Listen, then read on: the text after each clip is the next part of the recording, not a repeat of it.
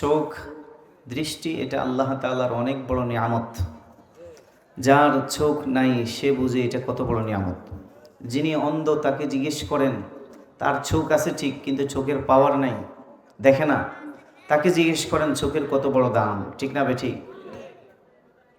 এই জন্য এই চোখের নিয়ামত আল্লাহ তাআলা আমাদেরকে যত নিয়ামত দিয়েছেন শরীরের মধ্যে, তার মধ্যে অন্যতম একটা নিয়ামত হলো চোখের নিয়ামত। এই চোখ দিয়ে আমরা সারা পৃথিবী দেখি, মা বাবাকে দেখি, স্ত্রীকে দেখি, সন্তানকে দেখি। কিছু মানুষ আছে জন্মের পর থেকে এখন পর্যন্ত তার মা কীরকম দেখে নাই, তার স্ত্রী কীরকম দেখে নাই, তার সন্তান কীরকম দেখে নাই, দুনিয়ার আলো বায়ু বাতাস কিছুই দেখে নাই। সে বুঝে চোখের নিয়ামত কত বড় নিয়ামত, ঠিক না বেঠিক? এই জন্য এই নিয়ামতের শুকরিয়া আদায় হবে কখন? যখন এই চোখকে সঠিক জায়গায় ব্যবহার করব তখন। আর যখন চোখ দিয়ে আমরা আজে বাজে জিনিস দেখব, যেখানে সেখানে তাকাবো, এটার খেয়ানত করব, তখন এই চোখের নাশুক্রিয়া হবে, ঠিক না বেঠিক? এ তো মাশাআল্লাহ আমার যুবক ভাইরা আসতেছে, আলহামদুলিল্লাহ বলি। তারাও বুঝছে যে হুজুর আঙ্গমতো, এই জন্য তারাও বুঝে গেছে, দূরত্বন শুনি চলে আসতেছে। বলেন আলহামদুলিল্লাহ। যাই হোক, আলহামদুলিল্লাহ। আজকে আপনাদেরও কথা আছে ইনশাআল্লাহ, যুবকদের জন্য কিছু বলবো। যাই হোক, মুরব্বীরা তো আছে, হুজুরও ওয়াজ করে গেছে, আমি শুনছি তো, আলহামদুলিল্লাহ, অসুবিধা নেই। হুজুর খুব চমৎকার কথা বলেন, অনেক বুজুর্গ আলেম, আলহামদুলিল্লাহ, খুব গুরুত্বপূর্ণ কথা বলছেন। আমরা হুজুরের জন্য দোয়া করি, আল্লাহ হুজুরের হায়াতের মধ্যে বরকত দান করুন, আমিন। এক নম্বর কথা হলো, যেসব বেগানা নারীর দিকে দৃষ্টি দেওয়া হারাম, সেসব বেগানার নারীর দিকে দৃষ্টি দেওয়াকে শরীয়তের পরিভাষায় কুদৃষ্টি বলা হয়। কুদৃষ্টির সংজ্ঞা, যেসব নারীর দিকে দৃষ্টি দেওয়া হারাম, সেসব নারীর দিকে দৃষ্টি দেওয়ার নামই হলো কুদৃষ্টি। বলেন কি দৃষ্টি? কুদৃষ্টি, বদনজর, অর্থাৎ যেখানে আল্লাহ নিষেধ করেছেন ওই দিকে তাকানো যাবে না। যেমন এই চোখ দ্বারা আমরা কি করি? খারাপ জিনিস দেখি, গান, বাদ্য, অশ্লীলতা, বেহায়াপনা এবং বেগানা নারীর দিকে আমরা দৃষ্টি দিই, ঠিক না বেঠিক? তাহলে এই চোখকে কন্ট্রোল করতে হবে, সঠিক জায়গা ব্যবহার করতে হবে, না হয় চোখের শুকরিয়া আদায় করা হবে না। এ ব্যাপারে আমি আপনাদেরকে সংক্ষিপ্তভাবে কোরআন হাদিসের আলোকে কিছু শোনাতে চাই। সর্বপ্রথম আল্লাহ তাআলা কোরআনে কারীমে সূরা আন-নূরের 30 নং আয়াতে বলছেন, আল্লাহ তাআলা বলেন, কুল্লিল মুমিনিনা ইয়াগুদ্দু মিন আবসারিহিম ওয়া ইয়াহফাজু ফুরুজাহুম যালিকা আযকা লাহুম ইন্নাল্লাহা খাবীরুম বিমা ইয়াসনাউন। আল্লাহ তাআলা বলেন, হে নবী, আপনি দুনিয়ার সমস্ত পুরুষ মুমিনদেরকে বলে দিন, ইমানদার পুরুষদেরকে বলে দিন, তারা যেন তাদের চোখের হেফাজত করে, দৃষ্টিকে অবনত রাখে। ওয়াহফাজু ফুরুজাহুম, এবং তারা যাতে লজ্জাস্থানের হেফাজত করে। তারা যদি চোখের হেফাজত করতে পারে, লজ্জাস্থানের হেফাজত করতে পারে, কি লাভ হবে? আল্লাহ বলেন, যালিকা আযকা লাহুম, চোখের হেফাজত, লজ্জাস্থানের হেফাজত করলে আমি আল্লাহ তাদের অন্তরটাকে পবিত্র করে দিব। সুবহানাল্লাহ বলেন। ইন্নাল্লাহা খাবীরুম বিমা ইয়াসনাউন, নিশ্চয় আল্লাহ তাআলা আমি যা করি না কেন, ভালো করি না মন্দ করি, চোখের কি হেফাজত করি না খেয়ানত করি, লজ্জাস্থানকে সঠিক জায়গা ব্যবহার করি না বেঠিক জায়গা ব্যবহার করি, দুনিয়ার কেউ জানে না, কেউ দেখে না, আমার আল্লাহ কিন্তু জানে, ঠিক না বেঠিক? এটা আল্লাহর কথা। এখানে বলা হয়েছে সর্বপ্রথম চোখের হেফাজত। বলেন কিসের? কারণ হলো দৃষ্টির হেফাজত, এটা হলো আমাদের প্রথম কাজ। সর্বশেষ কাজ হলো লজ্জাস্থানের হেফাজত। আল্লাহ বলে, বান্দা, যদি তুমি চোখকে হেফাজত করতে না পারো, চোখকে যদি কন্ট্রোল করতে না পারো, তাহলে তুমি তোমার লজ্জাস্থানকেও হেফাজত করতে পারবে না, ঠিক না বেটি? আর যদি চোখের হেফাজত করতে পারো, তাহলে এই চোখের হেফাজতের বরকতে আল্লাহ তোমার লজ্জাস্থানটাকেও হেফাজত করার তৌফিক দিয়ে দিবেন। সুবহানাল্লাহ। এরপরে আল্লাহ তাআলা আমাদেরকে বুঝাতে চেয়েছেন, যারা চোখের হেফাজত করবেন, যালিকা আযকা লাহুম, এই চোখের হেফাজতে রয়েছে, আল্লাহ বলে, তোমাদের অন্তরের পবিত্রতা। সুবহানাল্লাহ বলি। অন্তরের পবিত্রতা যদি পেতে হয় চোখের হেফাজত করতে হবে, কারণ অন্তরের পবিত্র না হলে, পাক সাফ না হলে জান্নাতে যাওয়া যাবে। কোনো নাফাক মানুষকে আল্লাহ জান্নাত দিবে না। আল্লাহ তাআলা যাদেরকে জান্নাতের মালিক বানাবেন তাদেরকে গুনাহ থেকে পাক সাফ করে অন্তরকে পরিশুদ্ধ করে তারপরে জান্নাতে পাঠাবেন। সুবহানাল্লাহ। আর এই আয়াতে আল্লাহ বলছেন চোখের হেফাজত যারা করবে তাদেরকে আল্লাহ তাআলা পাক সাফ করে দুনিয়া থেকে নেবেন। সুবহানাল্লাহ বলে। অর্থাৎ পাক সাফ মানে সে জান্নাতি মানুষ। কি মানুষ? আত্মশুদ্ধি আল্লাহ তাআলা তাকে তৌফিক দিয়ে দিবেন। এরপরে আল্লাহ বলেন ইন্নাল্লাহা খাবীরুম বিমা ইয়াসনাউন, তোমরা চোখের হেফাজত করো না, খেয়ানত করো, সব কিছু আমি আল্লাহ বলতে পারবো, আমি আল্লাহ জানি। সুবহানাল্লাহ। এই পরবর্তী আয়াতে আল্লাহ তাআলা এবার নারীদেরকে বলছেন। আগে বলছেন পুরুষদেরকে, আগে বলছেন কাদেরকে? এবার বলছেন নারীদেরকে। দেখেন খুব গুরুত্বপূর্ণ কথা কিন্তু। এরপর আল্লাহ তাআলা বলেন ওয়াকুল্লিল মুমিনাতি ইয়াগুদুদনা মিন আবসারিহিন্না ওয়া ইয়াহফাজুনা ফুরুজাহুন্না ওয়া লা ইউবদিনা যিনাতাহুন্না। আল্লাহ তাআলা বলেন হে নবী, আপনি সমস্ত মুমিন নারীদেরকে বলে দিন তারাও যাতে তাদের চোখের হেফাজত করে এবং তারাও যাতে তাদের লজ্জাস্থানের হেফাজত করেন, আর তারা যাতে ওয়ালা ইউবদিনা যিনাতাহুন্না, নারীরা যাতে তাদের সৌন্দর্য কোনো পরপুরুষকে না দেখায়। সুবহানাল্লাহ বলি। কোনো পরপুরুষের সামনে যাতে নারীরা তাদের সৌন্দর্য প্রকাশ না করেন, আপনি সমস্ত নারীদেরকেও বলে দিন। তাহলে আয়াত থেকে বোঝা গেল শুধু পুরুষ নারীদের থেকে নিজের চোখের হেফাজত করবে তা না, একজন নারীও পুরুষদের থেকে নিজের চোখের হেফাজত করতে হবে। ঠিক না বেটি? পুরুষের জন্য যেরকম পর্দার বিধান, নারী থেকে নিজেকে হেফাজতে রাখতে হবে, ঠিক একজন মা, একজন নারী, একজন বোন, তাদেরকেও অপর বেগানা পুরুষ থেকে হেফাজতে থাকতে হবে। ঠিক না বেটি? এটা কার নির্দেশ?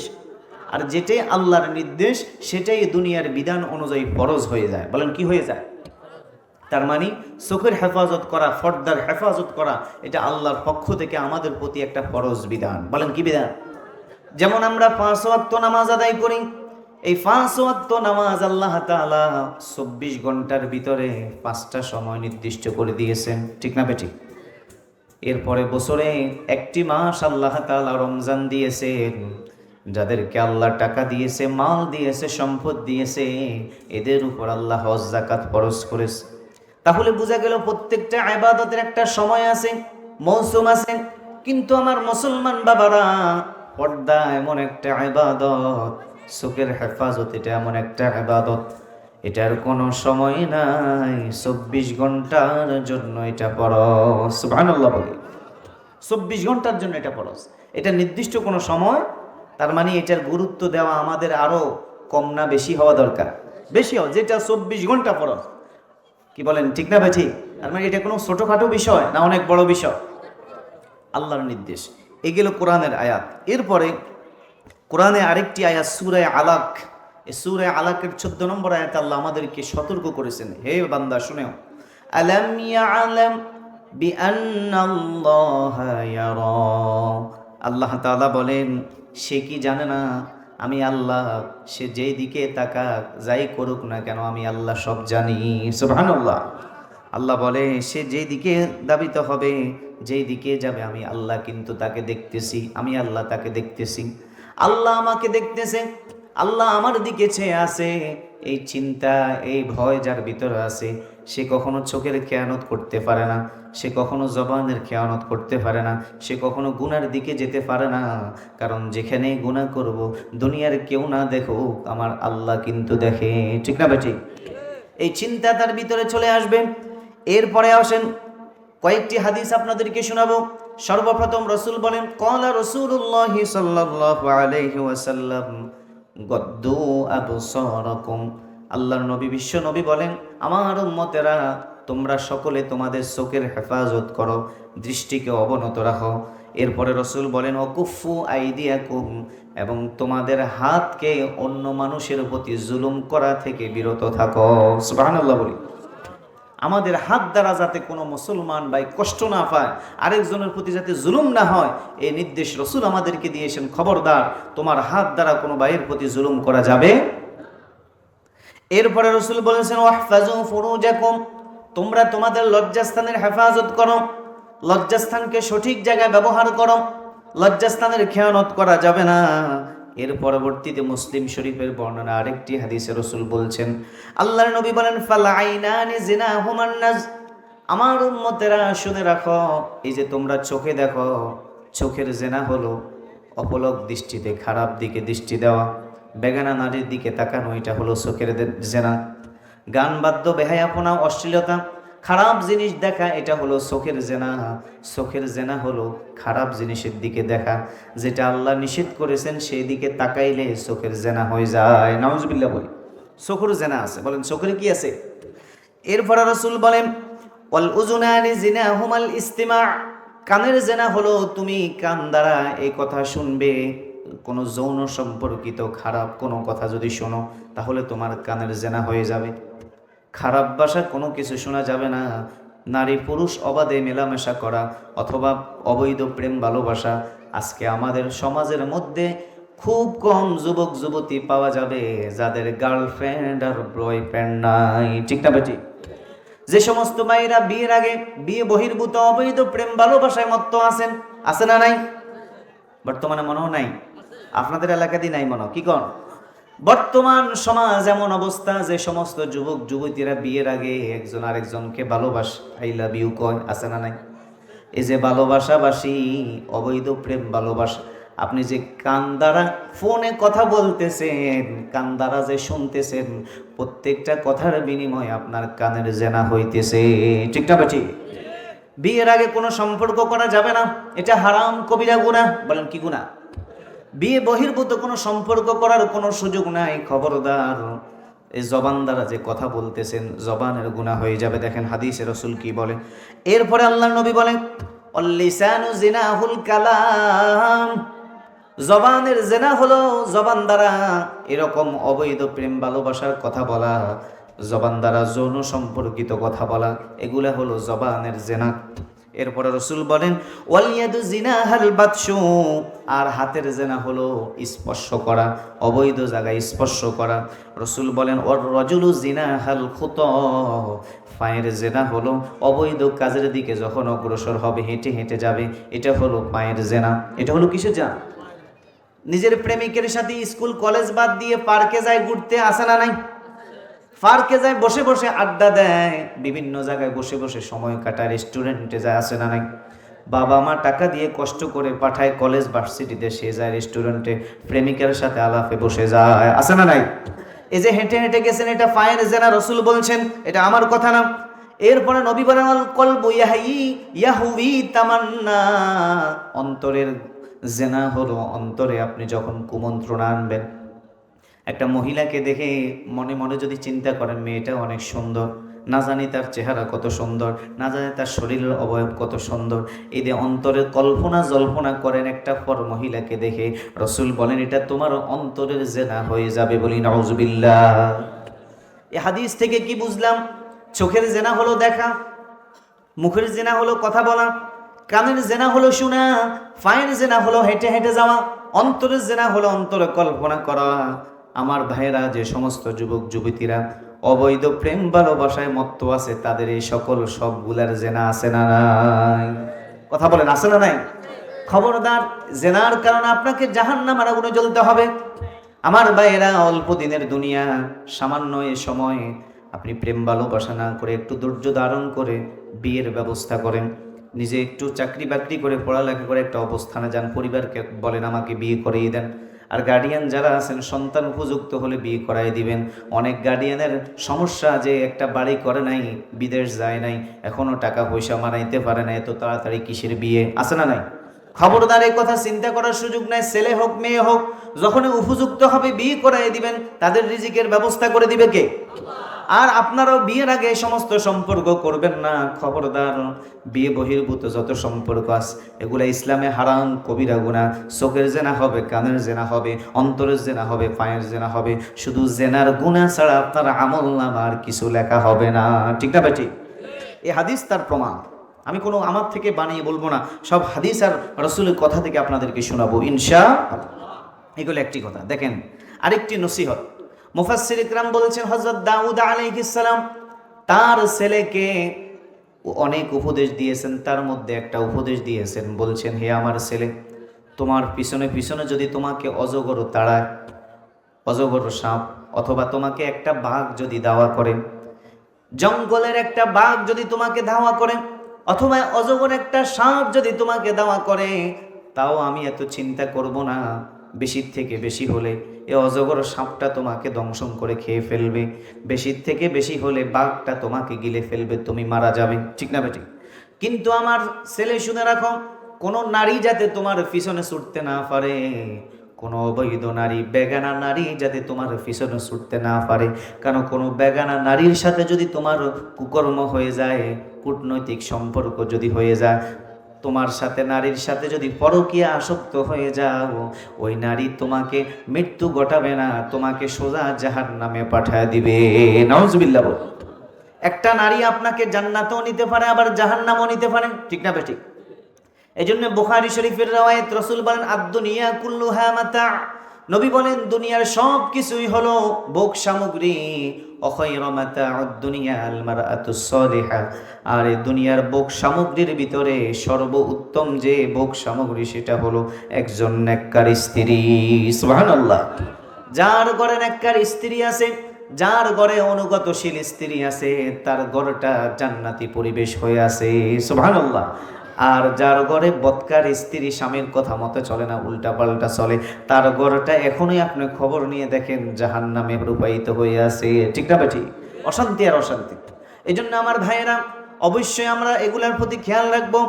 এই ব্যাপারে আল্লাহর নবী, বিশ্ব নবীর প্রিয় জামাতা হযরত আলী রাদিয়াল্লাহু তাআলা আনহু একদিন আল্লাহর নবীকে জিজ্ঞেস করলো, ইয়া রাসূলুল্লাহ, ইয়া হাবিবাল্লাহ, আমরা যখন রাস্তাঘাটে বের হব, বাজারে যাব, দোকানপাটে যাব, প্রয়োজনে বাহিরে যাব, তখন নারী তো আমাদের সামনে পড়ে যেতেই পারে, স্বাভাবিক, ঠিক না বেঠিক?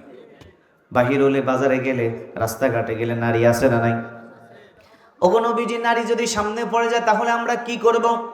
নবীজি পদ্ধতি বাতিয়ে দিয়েছেন। রাসূল বলেন, হে আলী শুনে রাখো, ইয়া আলী, লা তুতবি'িন নাযরাতান নাযরা ফাইন্না লাকাল উলা ওয়া লাইসাত লাকাল আখিরা। হে আলী, তুমি বাহির হওয়ার পরে যদি তোমার সামনে কোনো নারী পড়ে যায়, সাথে সাথে তো তুমি তোমার দৃষ্টিকে অবনত করে ফেলবে, চোখকে নামিয়ে ফেলবে, চোখকে তার দিকে তাকানো যাবে না। প্রথমবার দৃষ্টি পড়ার সাথে সাথে যদি তুমি নিচের দিকে নিয়ে যাও, তাহলে বিনা বলে বেখেয়ালে যদি তোমার সামনে নারীর ছবি পড়ে যায়, দৃষ্টিকে যদি অবনত করো, তাহলে প্রথমবার তাকানোর বিনিময়ে আল্লাহ তোমাকে মাফ করে দিবেন। সুবহানাল্লাহ। ওয়ালাইসাত লাকাল আখিরা, কিন্তু দ্বিতীয়বার আর তাকানোর কোনো সুযোগ নাই। যদি দ্বিতীয়বার তাকাও তাহলে তোমার কবিরা গুনাহ হয়ে যাবে। বলেন কি গুনাহ? এখন একটা সুযোগ তো আমরা পাইছি যে রাসূল বলছে প্রথমবার দেখা যাইব, এই জন্য এক নজরে ভালো করি, এক দৃষ্টিতে ভালো করে চাইলাম, কি কম? রাসূল বলছে তো। এখানে বুঝতে হবে, উল্টা বুঝলে হবে না। রাসূল বলছেন প্রথমবার দৃষ্টি দেওয়া যাবে, তবে ইচ্ছা করে না, অনিচ্ছাকৃত। কি তো? ইচ্ছা বশত দেওয়া যাবে না, অনিচ্ছা বশত একজন মহিলার সামনে পড়ে গেছে, চেহারা মিলে গেছে, সাথে সাথে নামিয়ে ফেলবেন। কিন্তু ইচ্ছা করে যদি একবারও তাকান, এটা কবিরা গুনাহ হবে, ঠিক না ঠিক? এজন্য আমার ভাইয়েরা, ইচ্ছাকৃতভাবে তাকানো যাবে না, অনিচ্ছায় বশত পড়ে গেলে নামিয়ে ফেলবেন, তাহলে মাফ করে দিবেন কে? আর ইচ্ছাকৃতভাবে তাকালে কবিরা গুনাহ হবে, জাহান্নাম ছাড়া উপায় থাকবে না, ঠিক না ঠিক? এই ব্যাপারে আমার আরেকটা হাদিস মনে পড়ে গেল। আল্লাহর নবী, বিশ্ব নবী তার দুইজন স্ত্রীকে নিয়ে একসাথে বসে বসে গল্প করতেছে। একজনের নাম হলো উম্মে সালামা রাদিয়াল্লাহু তাআলা আনহা, আর একজনের নাম হলো হযরত মাইমুনা রাদিয়াল্লাহু তাআলা আনহা। এই দুইজন স্ত্রীকে নিয়ে গল্প করতেছে। হঠাৎ করে আল্লাহর রাসূলের একজন সাহাবী, তার নাম ছিল আব্দুল্লাহ ইবনে উম্মে মাকতুম রাদিয়াল্লাহু তাআলা। এই সাহাবী ছিলেন অন্ধ সাহাবী, চোখে দেখতেন না। আব্দুল্লাহ ইবনে উম্মে মাকতুম রাসূলের দরবারের দিকে আসতেছে, রাসূলের কাছে আসতেছে। এবার আল্লাহর নবী তার স্ত্রীদেরকে বলতেছে, তোমরা তাড়াতাড়ি সরে যাও, আব্দুল্লাহ ইবনে উম্মে মাকতুম আসতেছে। নবীজির স্ত্রীরা বলতেছে, ইয়া রাসূলুল্লাহ, ইয়া হাবিবাল্লাহ, আপনার এই সাহাবী তো চোখে দেখে না, অন্ধ, সে তো আমাদেরকে দেখতে পারবে না, অসুবিধা কি, আমরা বসে থাক। রাসূল বলে, আমার স্ত্রীরা, সে তো তোমাদেরকে দেখবে না, কিন্তু তোমরা তো আর অন্ধ না, তোমরা তো তাকে দেখবে। সুবহানাল্লাহ বলে। সুতরাং যদিও সে তোমাদেরকে না দেখুক, তোমরা যেহেতু দেখবে, তোমাদের পর্দার লঙ্ঘন হবে, চোখের খেয়ানত হবে। এটা আল্লাহর বিধান, ফরজ বিধান। তাড়াতাড়ি সরে যাও, এখানে কোনো কারো ছবি করা যাবে না। সুবহানাল্লাহ বলি। তাহলে চিন্তা করেন, একজন অন্ধ মানুষ থেকে যদি রসুল পর্দা করতে বলে, আর আমরা যারা চোখে দেখি, আমাদেরকে পর্দা করার দরকার আছে না নাই? কথা বলেন, আছে না নাই? অনেক মা বোনেরা এটা খেয়ালে করে না যে পুরুষ যারা তারা শুধু নারীদের থেকে হেফাজতে থাকবে। না না, একজন পুরুষ যেভাবে বেগানা নারীর দিকে তাকাতে পারবে না, বেগানা নারীর দিকে দৃষ্টি দিতে পারবে না, ঠিক অনুরূপভাবে হাদিস থেকে প্রমাণ, একজন নারীও বেগানা পুরুষের দিকে চোখ রাঙিয়ে তাকিয়ে কথা বলতে পারবে না। ঠিক না বেটি? অনেক সময় দেখা যায় ডাক্তারখানাত গেছেন, অথবা পাসপোর্ট করতে গেছেন, ছবি উঠানো লাগবে, অথবা বিদেশ যাইতেছে, মক্কা মদিনা যাইতেছে, ইমিগ্রেশন পার হইতে হবে, সেখানে চেহারা খোলা লাগে। ওই সময় কি করবেন? ওই সময় যদি আপনার চেহারা সেখানে বাধ্যতামূলক খুলতে হয়, তাড়াতাড়ি এক নজর তার দিকে পড়লে, চোখে চোখ পড়লে চোখকে নামিয়ে ফেলবেন। কখনো তার দিকে তাকানো যাবে না। এই যে একবার তাকিয়ে চোখ নামিয়ে ফেলছেন, সাথে সাথে আল্লাহ আপনাকে মাফ করে দিবেন। সুবহানাল্লাহ। এজন্যেই আমরা জেনে শুনে কখনো বেগানা নারী, বেগানা পুরুষের দিকে দৃষ্টি করব না, কুনজর দিব না, কারণ এটার দ্বারা আমার ঈমান আমল বরবাদ হয়ে যাবে। নাউজুবিল্লাহ বলি। আপনাদের কি কষ্ট হয়? আমি ধারাবাহিকভাবে একটু বলবো আপনাদেরকে। দেখেন এরপরে রসুল কি বলে, কুদৃষ্টি থেকে বেঁচে থাকলে আল্লাহ তাআলা আমাদের সকলের ঈমানের মজা দান করবেন। সুবহানাল্লাহ। ঈমানের একটা মজা আছে, ঈমানের একটা স্বাদ ওই ঈমানদার ব্যক্তি অনুভব করতে পারবে। এ ব্যাপারে রসুল বলছেন, আন আব্দুল্লাহ ইবনে মাসউদ রাদিয়াল্লাহু তাআলা আনহু قال قال رسول الله صلى الله عليه وسلم إن النظر سهم من سهام إبليس مسموم। আব্দুল্লাহ ইবনে মাসউদ থেকে বর্ণিত, তিনি বলেন, আল্লাহর নবী বলছেন, হে আমার উম্মতেরা শুনে রাখো, নিশ্চয় মানুষের চোখের কুনজর, কুদৃষ্টি, এটা শয়তানের বিষাক্ত তীরগুলোর মধ্যে অন্যতম একটা তীর। নাউজুবিল্লাহ বলে। একজন মানুষের গায়ে যদি তীর নিক্ষেপ করা হয়, তীরের মাথায় যেরকম বিষ থাকে, বিষের যন্ত্রণা, মানুষ মারা যায় রক্তক্ষরণ হতে হতে। রসুল বলেন, একজন মানুষের কুদৃষ্টি তার চাইতে আরো মারাত্মক। নাউজুবিল্লাহ বলে। শয়তানের তীরের চাইতেও মারাত্মক। এবার আল্লাহর নবী আমাদেরকে আশার বাণী শুনিয়ে দিয়েছেন। রসুল বলেন, মান তারাকাহা মাখাফাতি আবদালতুহু ঈমানা ইয়াজিদু হালাওয়াতাহু ফি কলবিহি। আল্লাহর নবী বলেন, যে ব্যক্তি আল্লাহকে ভয় করে, যে ব্যক্তি কুদৃষ্টি থেকে নিজেকে হেফাজত করবে, চোখের হেফাজত করবে, রসুল বলেন, আবদালতুহু ঈমানা, আল্লাহ তাআলা তার ঈমানকে পরিপূর্ণ করে দিবেন। সুবহানাল্লাহ। এরপরে রসুল বলেন, ইয়াজিদু হালাওয়াতাহু ফি কলবিহি, শুধু ঈমান তার পরিপূর্ণ হবে তা না, আল্লাহ তাআলা তার অন্তরের মধ্যে ঈমানের পরিপূর্ণ স্বাদ অনুভব করার তৌফিক দিবেন। সুবহানাল্লাহ। সে ঈমানের মজা পাবে। চকলেট খায় আমরা, সুবহানাল্লাহ। যারা চোখের হেফাজত করে তাদের ইবাদতের মজা আল্লাহ দিবেন। তারা নামাজ পড়লে নামাজে শান্তি পাবে, রোজা, দান, সদকা, যত ভালো কাজ আছে, যেই কোনো কাজ করবে সেই কাজে সে আনন্দিত হবে, উৎফুল্ল হবে। আর যদি চোখের খেয়ানত করি, যতই নামাজ পড়ি, রোজা রাখি, হজ করি, জাকাত দিই, পেরেশানি যাবে না। এটা তার প্রমাণ। এই জন্য চোখের হেফাজত এটা অত্যন্ত জরুরি। চাই পুরুষ বলেন, চাই মহিলা বলেন, চাই যুবক বলেন, চাই বৃদ্ধ বলেন, চাই হুজুর কি সাধারণ মানুষ, প্রত্যেকের জন্য এটা জরুরি ফরজ। ঠিক না ভাই? ঠিক। এটাকে ছোট করে দেখার কোনো সুযোগ নাই। আজকের এই পয়েন্টটার উপর আপনারা শিক্ষা গ্রহণ করেন, ইনশাল্লাহ ওয়াজ আর লাগবে না, এটাই যথেষ্ট, জিন্দিগির মোড় ঘুরে যাবে। একটু খেয়াল করেন। এরপরে আমি আপনাদেরকে যে কথাটা বলবো, তাহলে বলছিলাম, কুদৃষ্টি যারা দেয়, চোখের খেয়ানত যারা করবে, এরা কখনো তৃপ্তি পাবে না। চোখের খেয়ানত যারা করবে, এরা কখনো ইবাদতের মজা পাবে না। চোখের খেয়ানত যারা করবে, আল্লাহ তাআলা তাদের বরকত নষ্ট করে দিবেন। এরপরে রসুল বলেন, চোখের খেয়ানত যারা করবে, আল্লাহ তাআলা তাদেরকে দুনিয়াতে বিপদ আপদ, বালা মুসিবত, সমস্যার মধ্যে ফেলে দিবেন। নাউজুবিল্লাহ বলে। এই জন্য চোখের হেফাজত যারা করে, এদের জীবনটাকে পরিপূর্ণ করে দিবেন কে? চোখকে খেয়ানত করা যাবে না। এ ব্যাপারে আমি আপনাদেরকে একটা কথা শোনাবো।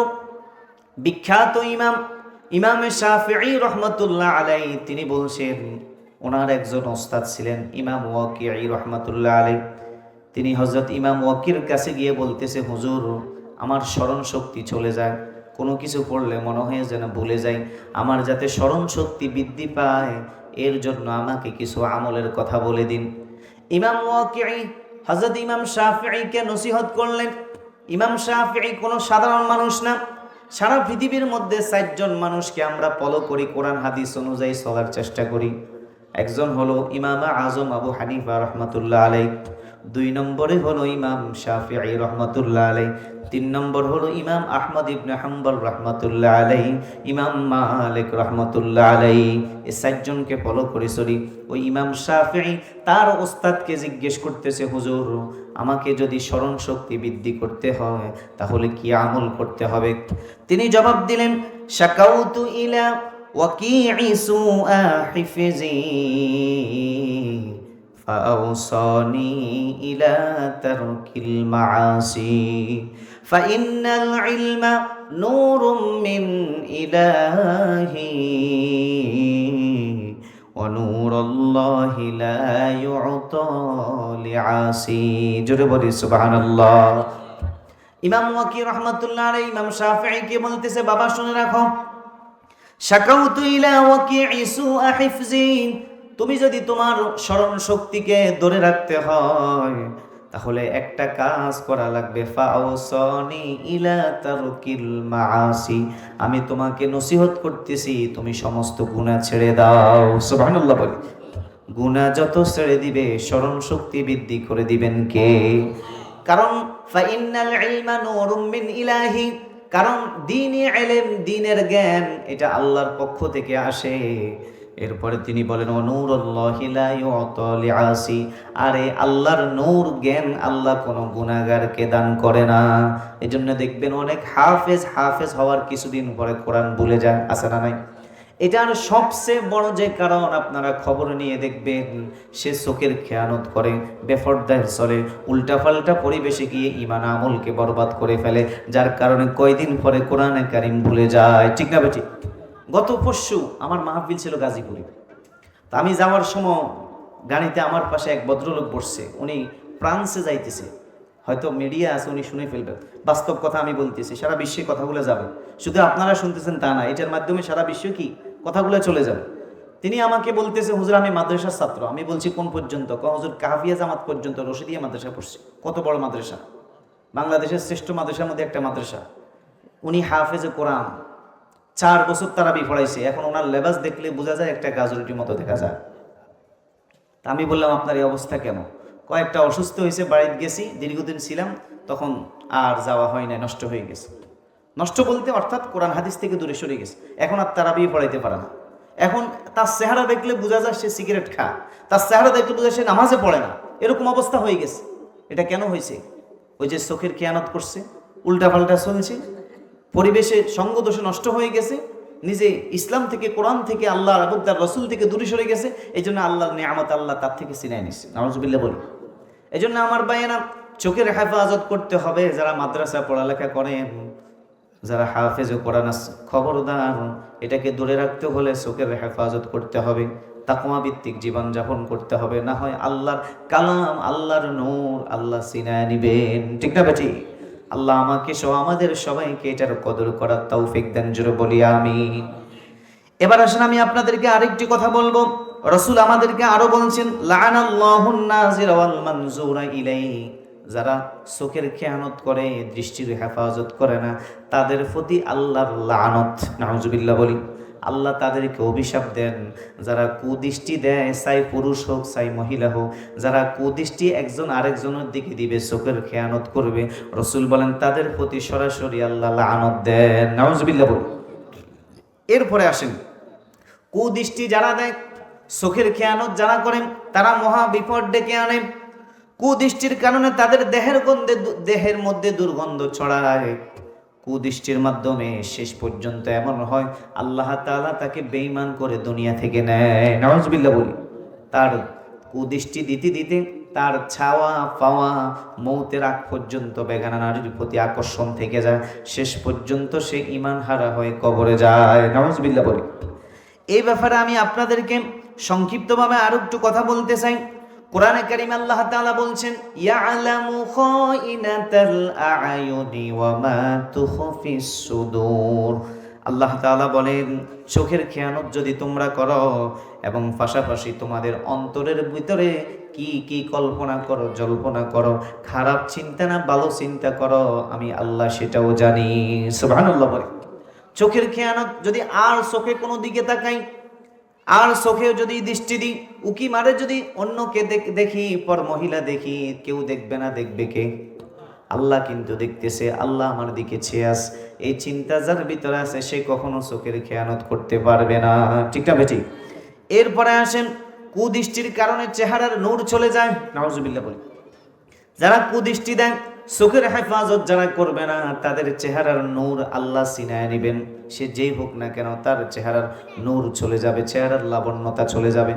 যেমন হাদিস, এটা কোনো বানানোর কিচ্ছা কাহিনী না। আন আবি উমামা রাদিয়াল্লাহু তাআলা আনিন নবী সাল্লাল্লাহু আলাইহি ওয়াসাল্লাম লাতাগাদ্দান্না আবসারাকুম ওয়া লা তাহফাজান্না ফুরুজাকুম আও লা ইয়াকসিফান্নাল্লাহু উজুহাকুম। হযরত আবু উমামা রাদিয়াল্লাহু তাআলা আনহু থেকে বর্ণিত, তিনি বলেন আল্লাহর নবী বিশ্ব নবী বলেছেন লাতাগাদ্দান্না আবসারাকুম, আমার উম্মতেরা তোমরা তোমাদের চোখের হেফাজত করো, দৃষ্টি অবনত রাখো। ওয়ালা তাহফাজান্না ফুরুজাকুম, এবং তোমাদের লজ্জাস্থানের হেফাজত করো। আওলা ইয়াকসিফান্নাল্লাহু উজুহাকুম, এবং তোমরা তোমাদের লজ্জাস্থানের চোখের হেফাজত যদি না করো তাহলে আল্লাহ তোমাদের চেহারার নূর ছিনায়া নিয়ে যাবেন। বলি নাউজুবিল্লাহ। চেহারার মধ্যে আল্লাহ তাআলা লাবণ্যতা কাটিয়ে নেবেন, চেহারা নষ্ট হয়ে যাবে। যারা চোখের হেফাজত করে, ঈমান আমলের হেফাজত করে, নামাজ পড়ে, আল্লাহর হুকুম মতে, নবীর আদর্শ মতে চলে, আপনি দেখবেন তাদের চেহারা দেখলেই বোঝা যায় লোকটা নামাজি, লোকটা দিনদার, লোকটা ভালো মানুষ। আর বেনামাজি, সুদখোর, ঘুষখোর, বেপরদায় যারা চলে, চোখের খেয়ানত যারা করে, তাদের চেহারা দেখলেই বোঝা যায় লোকটা উল্টা পাল্টা চলে। ঠিক না বেঠিক? তাহলে চেহারার ভিতরে স্পেশাল নূর দান করেন কে? জোরে বলেন কে? চোখের হেফাজত। বলেন কিসের হেফাজত? আমার কথা কি আপনারা বুঝতেছেন? বেশি লম্বা করব না, সংক্ষেপে আরো কিছু কথা বলি। দেখেন, এদিকে এই থেকে আমাদেরকে বুঝতে হবে কুদৃষ্টি চোখের হেফাজতে, এটা থেকে যারা দূরে থাকবে, কুদৃষ্টি থেকে যারা মুক্ত থাকবে, এদেরকে আল্লাহ কিছু পুরস্কারও দিবেন। সুবহানাল্লাহ বলি। বলেন আল্লাহ কি দিবেন? এক নম্বর পুরস্কার হলো যারা কুদৃষ্টি থেকে নিজেকে হেফাজত করবে, চোখকে অবৈধ কাজে ব্যবহার করবে না, চোখকে বেগানা নারীর দিকে তাকাবে না, চোখকে গান বাদ্য দেখবে না, অশ্লীলতা বেহায়াপনা দেখবে না। এই যে এখন শীতের রাত, আমার যুবক ভাইয়েরা, যুবতী বোনেরা, শীতের রাত কম্বলের ভিতরে, মোবাইলের ভিতরে অশ্লীল বেহায়াপনা ছবি দেখার সুযোগ আছে না নাই? কথা বলেন, আছে না নাই? কেউ দেখবে না, আপনার মা মনে করবে আপনি ঘুমাইতেছেন, আপনার বাবা মনে করবে আপনি ঘুমাইতেছেন, কিন্তু কম্বলের ভিতরে আপনি খারাপ ছবিগুলো যদি দেখেন, খারাপ গান বাদ্য যদি দেখেন, নারী পুরুষের অবাধ মেলামেশা যদি দেখেন, দুনিয়ার কেউ জানবে না, কেউ দেখবে না, দেখবে কে? বলেন কে? এই সমস্ত গুণে কোনো মানুষ ফিরাইতে পারবে না যদি আল্লাহর ভয় না থাকে। আল্লাহর দরবারে জবাব দিতে হবে। চোখের খেয়ানত করলে চোখ আমার বিরুদ্ধে কথা বলবে। কোরআনে কারীম আল্লাহ বলছেন ইয়াউমা তাশহাদু আলাইহিম আলসিনাতুহুম ওয়া আরজুলুহুম বিমা কানু ইয়াকসিবুন। সূরা ইয়াসিনের ভিতরে আছে আল ইয়াউমা নাখতিমু আলা আফওয়াহিহিম ওয়া তুকাল্লিমুনা আইদিহিম ওয়া তাশহাদু আরজুলুহুম বিমা কানু ইয়াকসিবুন। জোরে বলুন আল্লাহু আকবার। আল্লাহ তাআলা বলেন কিয়ামতের দিন নাফরমান যখন গুনাহের কথা অস্বীকার করবে, তখন আল্লাহ তাদের মুখের মধ্যে মোহর মেরে দিবে। তখন এই মুখ তার বিরুদ্ধে সাক্ষ্য দিবে, হাত তার বিরুদ্ধে সাক্ষ্য দিবে, পা তার বিরুদ্ধে সাক্ষ্য দিবে, কান তার বিরুদ্ধে সাক্ষ্য দিবে, শরীরের যত অঙ্গ প্রত্যঙ্গ আছে সবগুলো আমার আপনার বিরুদ্ধে কিয়ামতের দিন সাক্ষ্য দিবে। বলবে আমার দ্বারা অন্যায় করেছে, আমার দ্বারা চোখের খেয়ানত করেছে, আমার দ্বারা অপরের প্রতি জুলুম করেছে। অস্বীকার করার কোনো সুযোগ নাই। চোখ কথা বলবে, হাত কথা বলবে, পা কথা বলবে, এই 3.5 হাত বডি এটা কিন্তু আমার আপন না, এটা কিন্তু আমার আপন না। কারণ এই 3.5 হাত বডি এটা কার দেওয়া? আল্লাহর দেওয়া। এটা আল্লাহ আমাদের কাছে দিয়েছেন আমানত। আমরা যদি আমানতের সঠিক ব্যবহার না করি, কিয়ামতের দিন আল্লাহ জবানের মধ্যে মোহর মেরে দিবে, তখন এরা আমার বিরুদ্ধে সাক্ষ্য দিবে। নাউজুবিল্লাহ বলি। তাহলে আল্লাহর দরবার থেকে পার পাওয়ার কোনো সুযোগ নাই। দুনিয়াতে টাকার মাধ্যমে, ক্ষমতার মাধ্যমে পার পাওয়ার সুযোগ পাওয়া যাবে, আল্লাহর দরবার থেকে কোনো টাকার পাওয়ার চলবে না, ক্ষমতার পাওয়ার চলবে না। আল্লাহর দরবারে আল্লাহর রহমত ছাড়া কোনো উপায় থাকবে না। ঠিক না ঠিক? দুনিয়াতে এমন কোনো মানুষ পাবেন না যে বলতে পারবে আমি আমার ইবাদত দিয়ে জান্নাতে যাব, যে বলতে পারবে আমি আমার নামাজ দিয়ে জান্নাতে যাব, যে বলতে পারবে আমি আমার রোজা দিয়ে জান্নাতে যাব, আমি আমার দান সদকা দিয়ে জান্নাতে যাব। কেউ বলতে পারবে না।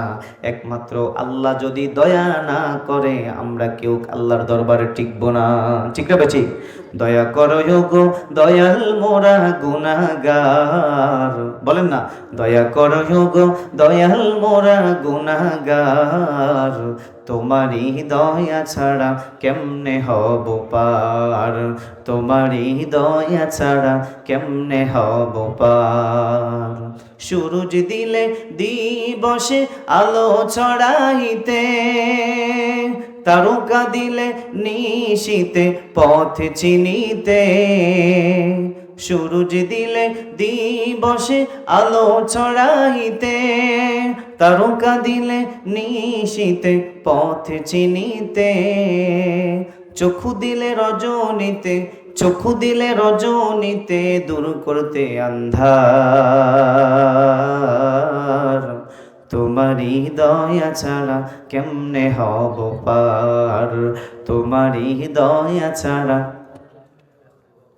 মাঠ ভরা ফসল দিলে বৃক্ষ ভরা পণ, তৃষ্ণা মিটাইতে দিলে নদী ভরা জল, মাঠ ভরা ফসল দিলে বৃক্ষ ভরা ফল, তৃষ্ণা মিটাইতে দিলে নদী ভরা জল, পুলু দিলে সুবাসে নিতে, পুলু দিলে সুবাসে নিতে দুনিয়া মাজার, তোমারই দয়া ছাড়া কেমনে হব পার, তোমারই দয়া ছাড়া কেমনে হব পার। আল্লাহ আমাদের সবাইকে তার দয়ার কাতারে শামিল করুন। জোরে বলেন না আমিন। এই আমিনের বরকত হয়তো আল্লাহ মাফ করে দিতে পারে। আমিন বলতেও কৃপণতা করে। জোরে বলেন আমিন। এবার আসেন আর কয়েকটি মিনিট আপনাদের থেকে নিব। তাহলে যারা দৃষ্টিকে হেফাজত করবে, 1 নম্বর পুরস্কার হলো আল্লাহ তাআলা তাদের সাথে সরাসরি সাক্ষাৎ দান করবেন। সুবহানাল্লাহ। আল্লাহর সাক্ষাৎ যদি পেতে হয় চোখের হেফাজত করতে হবে। কোরআনে কারীমে সূরা কাহাফের সর্বশেষ আয়াতে আল্লাহ আরো কিছু গুণের কথা বলছেন।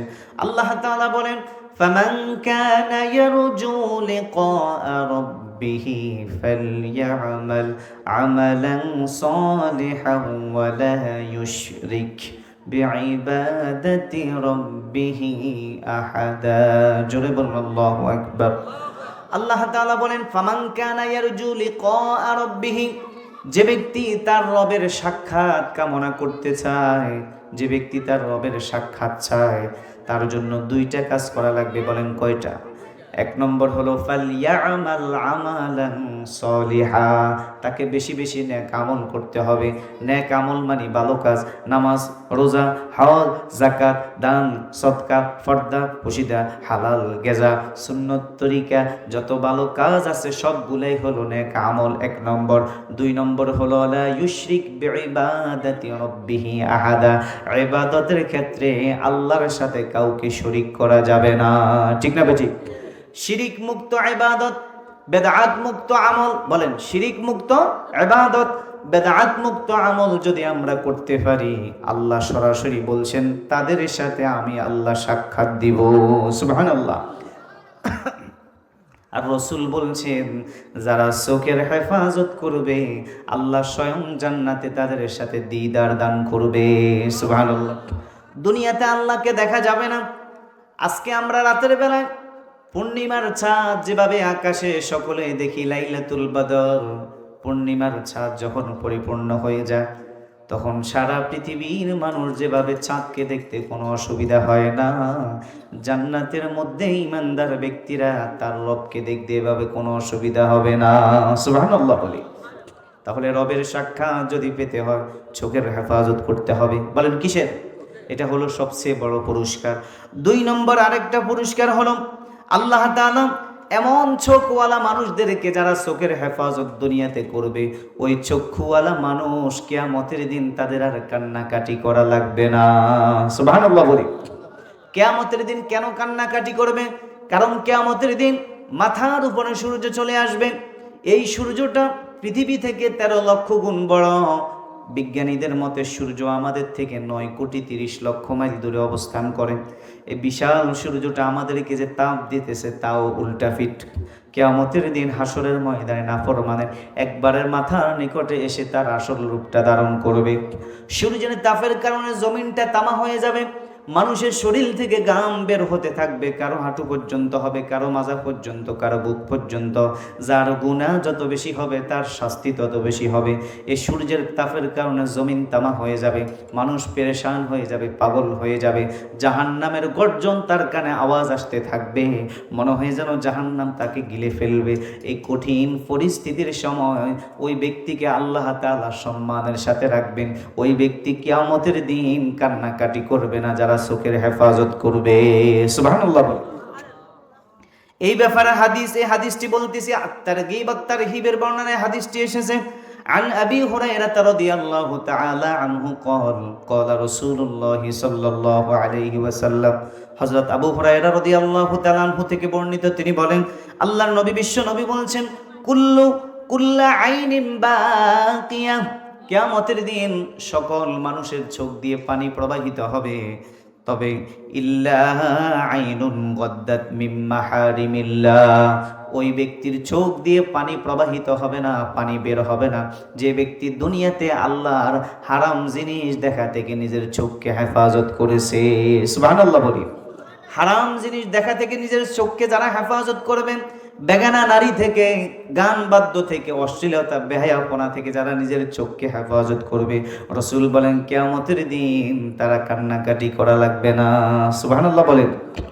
2 নম্বর রাসূল বলেন ওয়া আইনি সাহারাতিন ফি সাবিলিল্লাহ, যে চোখ আল্লাহর রাস্তা পাহারাদারি করেছে, যে চোখ ইমানদারদেরকে পাহারাদারি করেছে, যুদ্ধের ময়দানে যারা ঘুমন্ত ব্যক্তিদেরকে, ইমানদারদেরকে পাহারাদারি করছে, কোনো মুসলমান রাষ্ট্রকে যারা পাহারাদারি করবে, যে চোখ দ্বারা মানুষকে পাহারাদারি করে, ইমানদারকে পাহারাদারি করে, রাসূল বলেন কিয়ামতের দিন ওই চোখ কান্নাকাটি করা লাগবে না।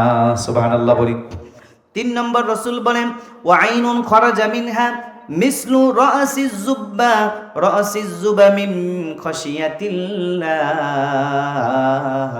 ওই চোখ, যেই চোখ দুনিয়াতে থাকা অবস্থায় আল্লাহর ভয়ে একটা মাছির ডানা পরিমাণ তার চোখ থেকে পানি বের হয়েছে, আল্লাহর কথা স্মরণ করে, মরণের কথা স্মরণ করে, কবরের জগতের কথা স্মরণ করে, জাহান্নামের কথা স্মরণ করে, যে হায় কিভাবে আমি কবরে আযাব সইব, কিভাবে জাহান্নামের আগুন আমি সইব, আমি তো সইতে পারবো না। এই যে পরকালীন জীবনের কথা স্মরণ করে রাসূল বলেন জুব্বা মানে একটা মাছির ডানা পরিমাণও যদি পানি তার চোখ থেকে আল্লাহর ভয়ে বের হয়, রাসূল বলেন কিয়ামতের দিন তার চোখ দিয়ে পানি বের হবে না।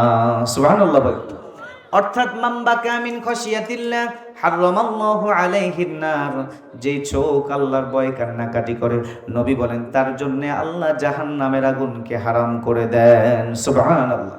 এজন্য আমার ভাইরা চোখের হেফাজতের কদর করার দরকার আছে না নাই? বলেন আছে না নাই? পর্দার হেফাজত করার দরকার আছে না নাই? আর সংক্ষেপে 2-1টি কথা। কুদৃষ্টি করলে আমাদের কিছু ক্ষতিও আছে, এটা হলো পুরস্কার। যারা চোখের হেফাজত করবে তাদের এই পুরস্কার, আর যারা হেফাজত করবে না তাদের কিছু ক্ষতি আছে না নাই? এই ক্ষতিগুলো একটু শুনেন, যেহেতু আলোচনা ধরছি একটু শেষ করে যাই। 1 নম্বর ক্ষতি হলো মানুষের অন্তরের ভিতরে কল্পনা জল্পনার তৈরি হয়, নিজের স্ত্রী বাদ দিয়ে, নিজের আসল মানুষ বাদ দিয়ে পরনারীর প্রতি আসক্তি হয়ে যায়। ঠিক না বেঠিক? যেমন মনে করেন যারা কুদৃষ্টি দিবে, সেই জন্য তার মনের ভিতরে আজে বাজে চিন্তা আসবে। আর আল্লাহ বলছেন ওয়ালা তুতি' মান আগফালনা কলবাহু, গাফেল অন্তর যাদের, তাদেরকে অনুসরণ করো না। আজে বাজে চিন্তা যারা করে এটার পিছনে তোমরা পড়িও না, কারণ আজে বাজে চিন্তার দ্বারা তোমার অন্তর মরে যাবে, দিল মরে যাবে, আল্লাহর স্মরণ থেকে তোমার দিলকে দূরে সরাইয়ে ফেলবে। ঠিক না ঠিক? এগুলো একটা। 2 নম্বর, যারা আজে বাজে চোখ দিবেন, দৃষ্টি দিবে, রাসূল বলেন 2 নম্বর মুফাসসিরগণ বলেন মানুষের মন মস্তিষ্ক এ আজে বাজে চোখকে বিভিন্ন জায়গায় ব্যবহার করার কারণে, চোখের হেফাজত না করার কারণে তার মন মস্তিষ্ক ভাগ হয়ে যাবে, ভিন্ন ভিন্নভাবে ভাগ হয়ে যাবে। এটার উদাহরণ কিভাবে বুঝবো? যেমন অনেকের ঘরের স্ত্রীকে ভালো লাগবে না, অন্য বাড়ির শাসিয়ার আন্টিকে ভালো লাগবে, ঠিক না বেঠিক? এটা কেন? চোখের খেয়ানতের কারণে। রাস্তা দিয়ে বের হয়েছেন, আরেক বাড়ির আরেক মহিলা দেখছেন, অথবা অন্য কোনো পর মহিলা দেখছেন, তার সাথে কথা বলছেন, হাস্য আলাপ করেছেন, তার সাথে অনেক গল্প গুজব করেছেন। এখন তার সাথে কথা বলতে বলতে কুদৃষ্টি তার প্রতি দিতে দিতে তার প্রতি একটা মায়া আপনার ভিতরে তৈরি হয়ে যাবে। এবার তাকে নিয়ে কল্পনা জল্পনা শুরু হয়ে যাবে। এবার বাড়িতে গেলে আর নিজের স্ত্রীর ভালো লাগবে না, ঠিকটা বেঠিক? স্ত্রীর কথাও শুনতে মন চাইবে না, কারণ বাহিরে তো স্ত্রীর মতো অনেক মানুষ দেখে আসছে, ঠিক না বেঠিক? এই যে ঘরগুলোতে অশান্তি, ফ্যামিলির ভিতরে যে স্বামী স্ত্রীর অমিল, এটার অন্যতম একটা কারণ হলো চোখের খেয়ানত। বলেন কিসের খেয়ানত? আপনারা আমার কথা বুঝেন না? এই স্বামী স্ত্রীর যে মধ্যে যে অমিল, সংসারে যে অশান্তি, এটার অন্যতম একটা কারণ হলো দোনোজন বেফরদা চলে। স্বামীও বেফরদা চলে, নারীও বেফরদা চলে। তার স্ত্রীও বাড়িতে অন্য পর পুরুষ আসলে তার সামনে চলে যায়, তার সামনে গিয়ে কথা বলে, তার সামনে গিয়ে আড্ডা দেয়। এখন অপর পর পুরুষের সাথে কথা বলতে বলতে আড্ডা দিতে দিতে ওই স্ত্রীর মনটাও তার দিকে চলে যায়। কয়েকদিন পরে স্বামীকে রেখে তার সাথে ভাগি যায়, আছে না নাই? দুইটা তিনটা বাচ্চা রাখি চলে যায়, এরকম আছে না নাই? কেন? এগুলার একটাই মাত্র কারণ বেফরদা, ঠিক না বেঠিক? চোখের খেয়ানত। বলেন কিসের খেয়ানত? চাই পুরুষ হোক চাই মহিলা হোক। এই জন্য আমার মুসলমান বাবারা, সংসার জীবনকে যদি শান্তিতে রাখতে হয়, ফ্যামিলিকে যদি শান্তিতে রাখতে হয়, নিজের জীবনটাকে যদি সুখে শান্তিতে বসবাস করাতে হয়, চোখের হেফাজত করা লাগবে। পরনারীর দিকে তাকানো যাবে না, পরনারীর সাথে গল্প গুজব করা যাবে না। একমাত্র নিজের স্ত্রী ছাড়া, আবার স্ত্রীও স্বামী ছাড়া অন্য পর পুরুষের সাথে কথা বলা যাবে না, ঠিক না বেঠিক? এখন কথা বলা মানে কি? যেমন আপনার বাড়িতে একজন মেহমান গেছে, তার সাথে আপনার দেখা দেওয়া জায়েজ নেই। এখন আপনি তার সামনে যাবেন না, কিন্তু মেহমান হিসাবে মেহমানদারি আপ্যায়ন যা কিছু দরকার সব কিছুর আয়োজন করে পর্দা মেনটেন করে আপনি তার খবর নিতে হবে, এটা আপনার বাধ্যতামূলক। যেমন মনে করেন, এক কথায় যাদের সাথে আপনার বিবাহ বন্ধন জায়েজ তাদের সাথে দেখা দেওয়া হারাম। বলেন কি বলছি? এটা আমাদেরকে বুঝতে হবে। আমার আলোচনার শেষের দিকে খেয়াল করুন, যাদের সাথে বিবাহ বন্ধন জায়েজ তাদের সাথে দেখা দেওয়া কি? এবার আমি আপনাদেরকে প্রশ্ন করি, যত ভাই আছে, যত কি আছে, স্বাস্থ্য ভাই, তালতো ভাই, মামতো ভাই, খালতো ভাই, ফুফাতো ভাই, দেবর, এরা সবাই ভাই, এরা সবাই কি? অর্থাৎ আপনার স্বামী মারা গেলে, আল্লাহ না করুক কোনো কারণে আপনার স্বামী মারা গেলে পরবর্তীতে এদের সাথে আপনার বিবাহ বন্ধন জায়েজ আছে না নাই? তার মানে এদের সাথে ফেস টু ফেস চেহারা খোলা রেখে সামনাসামনি বসে গল্প গুজব করা এটা হারাম, কবিরা গুনাহ। বিষয়টা কি বুঝছেন? এখন অনেকে বলতে পারেন, হুজুর আমার বাড়িতে মাত্র আমার ঘরে দেবর একটা, এটার সাথে আমি দেখা না দিলে এটার খাবার দাবার দিব কেমন, এটার খোঁজ খবর নিব কিভাবে? হ্যাঁ, কোনো অসুবিধা নাই, দেবর আছে, অসুবিধা কি? দেবর দেবর হালে থাকবে, আপনি আপনার হালে থাকবেন, দেবরের জন্য খাবার রেডি করবেন, সব করবেন। তবে আপনি খাবার রেডি করে এক জায়গায় রেখে বলবেন, ভাইয়া আপনি খেয়ে যান। তার সামনে সামনে বসে বসে তাকে বেড়ে দিবেন, গল্প গুজব করবেন, হাস্য আলাপ করবেন। কয়দিন পরে বাইকে রেখে দেবরের সাথে চলে যাওয়া লাগবে, ঠিক না ভাই? ঠিক? এগুলো হয় না? আবার কেউ মনে কষ্ট নিয়ে না, সবাই এরকম না। দেবর যারা আছেন আপনারাও হেফাজতে থাকবেন ভাবি থেকে, ভাবি যারা আছে আপনারাও দেবর থেকে হেফাজত করবেন, রাখবেন। কারণ রাসূলকে মহিলারা প্রশ্ন করলো, ইয়া রাসূলুল্লাহ আমাদের অনেক দেবর আছে, এদেরকে আমরা কিভাবে দেখব? রাসূল বলেন, আলহামুল মাউত, দেবরকে মৃত্যুর মতো ভয় করো। কত বড় কথা বলছি দেখেন, এটা আমাদের কথা না। দেবরকে মৃত্যুর মতো ভয় করো, কারণ অন্য পর পুরুষের সাথে তোমার যতটুকু আশঙ্কা হবে, দেবরের চাইতে তার চাইতে আরো কত গুণ বেশি আশঙ্কা আছে না নাই? কথা বলেন, আছে না নাই? এই জন্য এগুলা থেকে দূরে থাকবেন। যে পর্দার হেফাজত করবেন, পর মহিলা থেকে, পর নারী থেকে নিজেকে হেফাজত করবেন, দেখবেন সে তত গুনাহ থেকে বেঁচে থাকতে পারবেন। আর না হয় আপনি আপনার পরিবারকে যত টাকা দেন, যত পয়সা দেন, বিদেশ থাকেন, দেশে থাকেন, স্বর্ণ গয়না দিয়ে পুড়াই দেন, কিন্তু যদি পর্দার ভিতরে না রাখেন, আপনার পরিবারকে আপনি ধরে রাখতে পারবেন না। লিখে রাখেন, এতে কোনো সন্দেহ নেই। গত কিছুদিন আগে, গত বছর হবে, আমি বাস্তব কথা শুনাই দিস, মাইজদি থেকে এক ভদ্রলোক আসছে আমার সাথে দেখা করতে, যেহেতু আমরা কেন্দ্রীয় মসজিদে নামাজ পড়াই।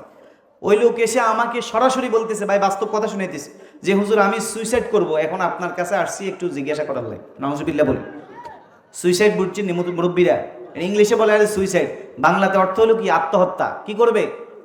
আত্মহত্যা করবে। আমার কাছে শেষ আসছে, আমাকে মহব্বত করে বিদায়, আমার কাছে আসছে একটু জিজ্ঞাসা করার লাগে, হুজুর আমি সুইসাইড করব, আমার এছাড়া আর কোনো উপায় নেই। তখন আমি বলছি কি সমস্যা? হুজুর অনেক বছর বিদেশ ছিলাম, স্বর্ণ দোকান ছিল, কোটি কোটি টাকার ব্যবসা ছিল, মাইজদি বাজারে 7 তালা ভবনের বাড়ি আমার, এত কোটি কোটি টাকার মালিক, কিন্তু আমার স্ত্রী এত অনুগত আমার ছিল, আমি তাকে এত মহাব্বত করতাম, এত ভালোবাসতাম, পর্দা মেনটেন করে চলার চেষ্টা করতো, আমি তার নামে আমার বাড়িটা পর্যন্ত দিয়ে দিয়েছি। নাউজুবিল্লাহ বলি। এমন পাগলের পাগল সারা জীবন কামাই করে সব বোন নামায় দিয়ে দেয়, আছে না নাই? কখনো এটা করবেন না। ভোটটা বউকে দিবেন, ওয়াইফেরটা ওয়াইফের হক বুঝিয়ে দিবেন। আপনি কেন সম্পত্তি তার নামে লিখে দিবেন? কেন ব্যাংক অ্যাকাউন্ট তার নামে করবেন? এটা তো কখনো বুদ্ধিমান লোক করতে পারে না, ঠিক না বেঠিক? তা আমি বলতেছি ভাই, আপনার এই কথা শুনি তো আমার মন ভালো লাগতেছে না। আপনি কেন বোন নামে দিলেন? হুজুর জীবনে ভুল করলে তো এটাই করছি। তো এখন কি হয়েছে? 7 তলা বাড়ি করে বউকে করে দিছি, আমি তো বিদেশ টাকা কামাই করে ফাটাই দিছি। এইদিকে এক ভদ্রলোকের সাথে সম্পর্ক করে সে আমার ঘরের ভিতরে তার সাথে অবৈধ কাজে লিপ্ত। নাউজুবিল্লাহ বলি। এখন এই বাঁচার চাইতে আমার মরণ ছাড়া কোনো উপায় নাই। সমস্ত ব্যবসা বাণিজ্য কোটি কোটি টাকার ব্যবসা রেখে সাথে সাথে চলে এসেছি, এখন কি করব বলেন? আমি 1 ঘন্টা সময় নিয়ে, আমার গুরুত্বপূর্ণ সময় ছিল, কিন্তু আমি দেখলাম লোকটা জীবন মরণ নিয়ে প্রশ্ন। 1 ঘন্টা সময় নিয়ে আমার চক বাজারে আমি 4 তলার উপরে ছাদের উপরে তাকে দাঁড়িয়ে আমি অনেক বুঝিয়েছি, বুঝাইয়া তার দিলটাকে একটু শান্ত করার চেষ্টা করছি। আলহামদুলিল্লাহ বলি। তাকে বুঝাই দিছি যে ভাই, এক স্ত্রী গেলে আরেক স্ত্রীর অভাব নাই। এখন আল্লাহ টাকা দিছে, আপনার টাকা ভবিষ্যতে হবে, কিন্তু সুইসাইড করে মৃত্যুবরণ করলে জাহান্নাম ছাড়া কোনো উপায় নাই, ঠিক না বেঠিক? আত্মহত্যা মহাপাপ। বলেন আত্মহত্যা কি? আত্মহত্যা। তাহলে এই লাইনগুলা, এই পদগুলা, এই অন্যায়গুলা বেছে নিছে কিসের কারণে? বেপরদিগি আর চোখের খেয়ানত করার কারণে, ঠিক না বেঠিক?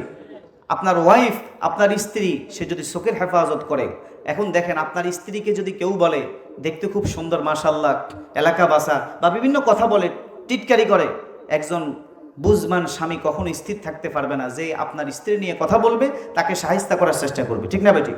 যে আমার স্ত্রীকে নিয়ে বাজে মন্তব্য কেন করলে? কিন্তু আপনি যে আপনার স্ত্রীকে বিয়ে শাদীর অনুষ্ঠানে, বাজারে, মার্কেটে যে শরীরের অঙ্গভঙ্গি সব সৌন্দর্য প্রকাশ করে চেহারা খোলা রেখে আরেকজনের বাড়িতে যে হুন্ডার হিসি হিসি করে যে নিয়ে যান, কত হাজার হাজার শত শত যুবক যে তার দিকে কুনজর দেয়, আর যত কল্পনা জল্পনা কুমন্ত্রণা জেনা করে, সব গুনাহ আগে স্বামীর গানে আসবে। নাউজুবিল্লাহ বলি। আমরা যারা পুরুষ আছি আমাদের দোষ বেশি, মহিলাদের দোষ কম। তারা অবলা, সহজ সরল মনের, তারা স্বামী ভক্ত, পুরুষ ভক্ত, তাদেরকে বুঝাই দিলে হয়। কিন্তু আমরা পুরুষেরা উৎসাহ দিই যে আজকে ড্রেস ওইটা পরো, যে শাড়িটা তোমাকে সবচেয়ে সুন্দর দেখাবে, ওইটা পরে লিপস্টিক আরও কি কি আছে সব কিছু লাগাই, এবার তার চেহারা খোলা রেখে শরীরের অঙ্গভঙ্গি সৌন্দর্য প্রকাশ করে মানুষের সামনে পরিচয় করে আমার ওয়াইফ। নাউজুবিল্লাহ বলি না? জাহান্নাম কামাই করতেছে, আছে না নাই? কেন? একটা ছেলে একটা কথা বললে সহ্য হয় না, আরে যে মহিলার দিকে যে হাজার হাজার যুবক যে কুনজরে তাকাইছে, কল্পনার সাগরে চলে গেছে, জেনার মধ্যে চলে গেছে, এই গুনার সাজা সর্বপ্রথম আপনি স্বামীর উপরে আসবে। এই জন্য এই মা বোন, কেউ আমার স্ত্রী, কেউ আমার বোন, কেউ আমার মা, এদেরকে জিম্মাদার আমার হাতে, এদেরকে হেফাজত আমাদেরকে করতে হবে, এদের নেগরানি এদেরকে বুঝিয়ে শুনিয়ে পর্দার ভিতরে রাখতে হবে, ঠিক না বেঠিক? যদি আমি চেষ্টা না করি তাহলে এদের আগে আমরা জাহান্নামে যাব, এরা আমাদেরকে ছাড়া জাহান্নামে যাবে না। এই জন্য এগুলো আমাদের বোঝার দরকার আছে না ভাই? কি বলেন? এগুলোর প্রতি খেয়াল রাখা দরকার না? আজকে থেকে নিয়ত করি, স্ত্রীকে বাহির করব, সব জায়গায় যাবে ভাই, পৃথিবীর যেই কোনো প্রান্তে আপনার স্ত্রী যেতে পারবে, কোনো অসুবিধা নাই, তবে পর্দার ভিতরে থেকে যেতে হবে, পর্দা মেনটেন করে যেতে হবে। আমার বিষয়টা কি বুঝছেন? আমি এই কথা বলি না যে ঘরে আটকায় রাখেন, বিষয়টা এরকম না। যেখানে ইচ্ছে সেখানে যান, পর্দার মেনটেন করে যেতে হবে। চেহারা ডেকে, হাত পা শরীরের, একজন মা একজন বোন, পুরা মহিলাদের 3.5 হাত হলো পর্দা, 3.5 হাত বডি হলো পর্দা। আবার অনেকে বলে চেহারা খোলা রাখা যাইব, নাউজুবিল্লাহ বলি। সুবিধাবাদ জিন্দাবাদ, এটা এখনকার মাসালা নাই, যখন মাসালার দরকার ছিল তখন এটা ছিল। চেহারা খোলা যেতে পারে বর্তমান ফকিরদের মতো শুধু কাবা শরীফ তাও অবস্থায় ছাড়া না, তারপরেও অধিকাংশ ফকিরদের মতে এই সময়ও চেহারা খোলা যাবে না। কিছু কিছু মতামত আছে, চেহারা খোলা যাবে। তবে আমার প্রশ্ন, একজন মানুষ আরেকজন মহিলার প্রতি আকৃষ্ট হয় চেহারা দেখে না শরীরের অন্য অঙ্গ দেখে? বলেন কি দেখে? চেহারা দেখে। তাহলে চেহারাই যদি খোলা থাকে তাহলে এই পর্দার কোনো দাম আছে? এই জন্য আমাদের কিছু মা আছে, মাথা কোনো রকম অন্য এক কান দেয় আর বোরকা একটা পরে চেহারা খোলা রেখে হাঁটে, আছে না নাই? খবরদার, এটা হারাম হবে, কবিরা গুনাহ হবে। এই জন্য আমি আমার বোনকে, আমি আমার স্ত্রীকে, আমি আমার মাদেরকে বুঝিয়ে শুনে যে মা বোন আমার স্ত্রী, এটা হারাম, এটা আল্লাহর ফরজ বিধান, এটা আমাদেরকে মানতে হবে। এটার কারণে আমি জাহান্নামে যাব, তোমার কারণে যদি তুমি না শুনো। মেয়ে স্কুলে পড়ে, কলেজে পড়ে, ভার্সিটিতে পড়ে, কোনো অসুবিধা নেই, পর্দা করে বোরকা পরিয়ে হেজাব পরিয়ে তাকে পাঠান, কোনো অসুবিধা আছে? ঢাকা ভার্সিটিতে যান, হেজাব পরেন না মহিলা, আছে না নাই? তাহলে তারা কিভাবে হেজাব পরে আল্লাহর বিধান পালন করে তারা ভার্সিটিতে ভালো স্ট্যান্ড করতে পারে? আমি কেন পারবো না? আছে না নাই? এ কথা বলার কোনো সুযোগ নাই। এই জন্য আমার মুসলমান ভাইয়েরা চোখের হেফাজত নিজেও করব, নিজের ওয়াইফ, নিজের পরিবার পরিজনকেও, যাদের সাথে দেখা দেওয়া হারাম তাদের সামনে ফেস টু ফেস যাওয়ার কোনো সুযোগ নাই। একটা বিয়ে শাদীর অনুষ্ঠানে কীরকম বেফেট দেগির সয়লাভ আজকে চলতেছে, ঠিক না বেটি? এই জন্য আমাকে বিয়ের দাওয়াত দিতে আসলে আমি আজকেও বলছি জুমার মসজিদে যে দয়া করে আমার বিয়ের দাওয়াত দিবেন না। বিয়ের পরিবেশে যখন যাই তখন দেখি ওরা নারী পুরুষ একসাথে খাইতেছে, নাউজুবিল্লাহ বলি। অবস্থা দেখছেন, এখন আবার ট্রেডিশন হয়ে গেছে, এটা শহরে বেশি, নারীদেরকেও একসাথে দেয় পুরুষদেরকেও একসাথে দেয়। এমন পরিবেশ সেখানে হয়, চোখ কোনো তাকানোর কোনো সুযোগ থাকে না, ঠিক না বেঠিক? আর যুবক ভাইয়েরা যারা আছে তারা তো শুধু ব্যান ব্যান কই সামনে যায়, ঠিক না বেঠিক? আপনারা মনে কষ্ট নিয়েন না, বর্তমান অবস্থা তো এরকম। ছবি একটা উড়ানের লাই, একটু ব্যয় ব্যান কই ব্যয় কই, এই বিভিন্ন কথা বলিস তুই সামনে আগায় নিজের একটু মজা নেওয়ার জন্য, ঠিক না বেঠিক? তাহলে এই হারাম কাজগুলো থেকে আমাদেরকে ফিরে আসতে হবে। এই হারাম কাজের কাছে আমরা যাব না। আমার বোনের দিকে কেউ কোন নজরে তাকাক, এটা আমি বরদাস্ত করব না। আমার স্ত্রীকে কেউ খারাপ নজরে দেখাও, এটা আমি বরদাস্ত করব না। তাহলে কিভাবে বেপরদা তাদেরকে বাজারে ফাটাই, তাদেরকে কিভাবে বেপরদা বাপের বাড়িতে ফাটাই, কিভাবে রাস্তাঘাটে তারা চলে, এটার প্রতি আমাদের খেয়াল রাখার দরকার আছে না ভাই? আল্লাহ আমাদেরকে বুঝার তৌফিক দান করুন। কথা মনে একটু শক্ত হয়ে যায়, কি কন? এই শেষ পর্যায়ে চলে আসছি। আরেকটি কথা বলি। 2 নম্বর কথা হলো, তাহলে যারা কুদৃষ্টি থেকে নিজেকে হেফাজত করবে না, 1 নম্বর ক্ষতি হলো আল্লাহ তাআলা তাদের অন্তরের ভিতরে কল্পনা জল্পনা গুনাহের কল্পনা তৈরি করে দিবেন। 2 নম্বর শাস্তি হলো তাদের মন মস্তিষ্ক বিভিন্ন ভাগ হয়ে যাবে, নিজের স্ত্রীকে ভালো লাগবে না, অন্য পর মহিলাকে ভালো লাগবে। 3 নম্বর ক্ষতি হলো যারা দুনিয়াতে নিজের দৃষ্টিকে হেফাজত করবে না, আল্লাহ তাআলা তাদের অন্তরের দৃষ্টি শক্তিকে দূর করে দিবেন, বলি নাউজুবিল্লাহ। অন্তরের দৃষ্টিশক্তি যখন চলে যাবে তখন ওই ব্যক্তির দ্বারা সুন্নত বেদাত হক বাতিল কোনটা ভালো কোনটা মন্দ এটা পার্থক্য করার বুঝার থাকবে না। গুনার কাজে সে এমনভাবে জড়িত হয়ে যাবে আস্তে আস্তে শেষ পর্যন্ত লোকটা বেঈমান হয়ে মারা যাওয়ার সম্ভাবনা বেশি। নাউজুবিল্লাহ বলি। এটা হলো ক্ষতি। এবার আসেন সর্বশেষ পয়েন্ট। এখন এই কুদৃষ্টি থেকে বাঁচার উপায় কি? বাঁচতে হবে কি হবে না? এই পয়েন্টটা বলে আজকে আলোচনা শেষ। কুদৃষ্টি থেকে বাঁচার দরকার আছে না নাই? এখন বাঁচার উপায় কি? হিম্মত করেন, ইনশাল্লাহ আল্লাহ সহজ করে দিবে। 1 নম্বর বাঁচার উপায় হলো দৃষ্টিকে চোখকে সবসময় নিচের দিকে রাখবো, ইনশাল্লাহ বলি। বলেন কোন দিকে? কারণ এটা আল্লাহর নির্দেশ, কুল্লিল মুমিনিনা ইয়াগুদ্দু মিন আবসারিহিম। আল্লাহ ইমানদারকে বলছে চোখকে অবনত করো, চোখের হেফাজত করো, তাহলে আমি আল্লাহ তোমাকে পবিত্র বানায় দিব। সুবহানাল্লাহ বলি। তাহলে চোখ কুদৃষ্টি থেকে হেফাজতে থাকতে হলে 1 নম্বর আমল হলো চোখের হেফাজত। বলেন কিসের? চোখকে সবসময় অবনত রাখ। যখনই কোনো মহিলার প্রতি দৃষ্টি পড়ে যায় সাথে সাথে আমি দৃষ্টিকে নামিয়ে ফেলবো। হাকিমুল উম্মত মুজাদ্দিদে মিল্লাত আল্লামা শাহ আশরাফ আলী থানভী রাহমাতুল্লাহ আলাইহি বলছেন, এই যুগে কেউ যদি একটা বেগানা নারীর দিক থেকে, একটা বিন নারী থেকে নিজের চোখকে যদি একবার হেফাজত করে 10,000 রাকাত তাহাজ্জুদ নামাজ পড়ার চাইতেও বেশি দামি হয়ে যাবে। সুবহানাল্লাহ। কত বড় কথা বলছেন, চিন্তা করেন। তাহলে এটা কোনো সাধারণ বিষয় না যে 10,000 রাকাত তাহাজ্জুদ পড়লে যে সওয়াব, একবার বিন নারী থেকে বিন পুরুষ থেকে নিজের চোখের হেফাজত কুদৃষ্টির হেফাজত করলে তার চাইতে বেশি সওয়াব। সুবহানাল্লাহ বলেন। এরপরে আসেন যেই কথাটা আমি আপনাদেরকে বলতেছি, 1 নম্বর দৃষ্টির হেফাজত। বলেন কিসের? তাহলে কুদৃষ্টি থেকে হেফাজত হবে। 2 নম্বর হলো আমরা তাড়াতাড়ি সবাই বিয়ে করে ফেলবো, যারা করি নাই। কি করে ফেলবো? যারা বিয়ে করেন নাই বিয়ে করে ফেলবো। এখন অনেকে বলতে পারে হুজুর বিয়ের বয়স এসে বাড়িতেও কই তারপরে করায় না, আছে না? আরে কিছুদিন আগের কথা, এক যুবক আমাকে বলতেছে হুজুর ঘরের বড় ছেলে, একটা ভালো চাকরি করি, আমি একজনে ভাই মারে ভেঙে বলছি মা আমার বিয়ের প্রয়োজন, বন্ধু দিয়ে বলাইছি, এরপর আমার বিয়ে করে না, এখন আমি কি করতাম? নাউজুবিল্লাহ বলি না। চিন্তা করেন আমরা কত বোকার স্বর্গে আছি।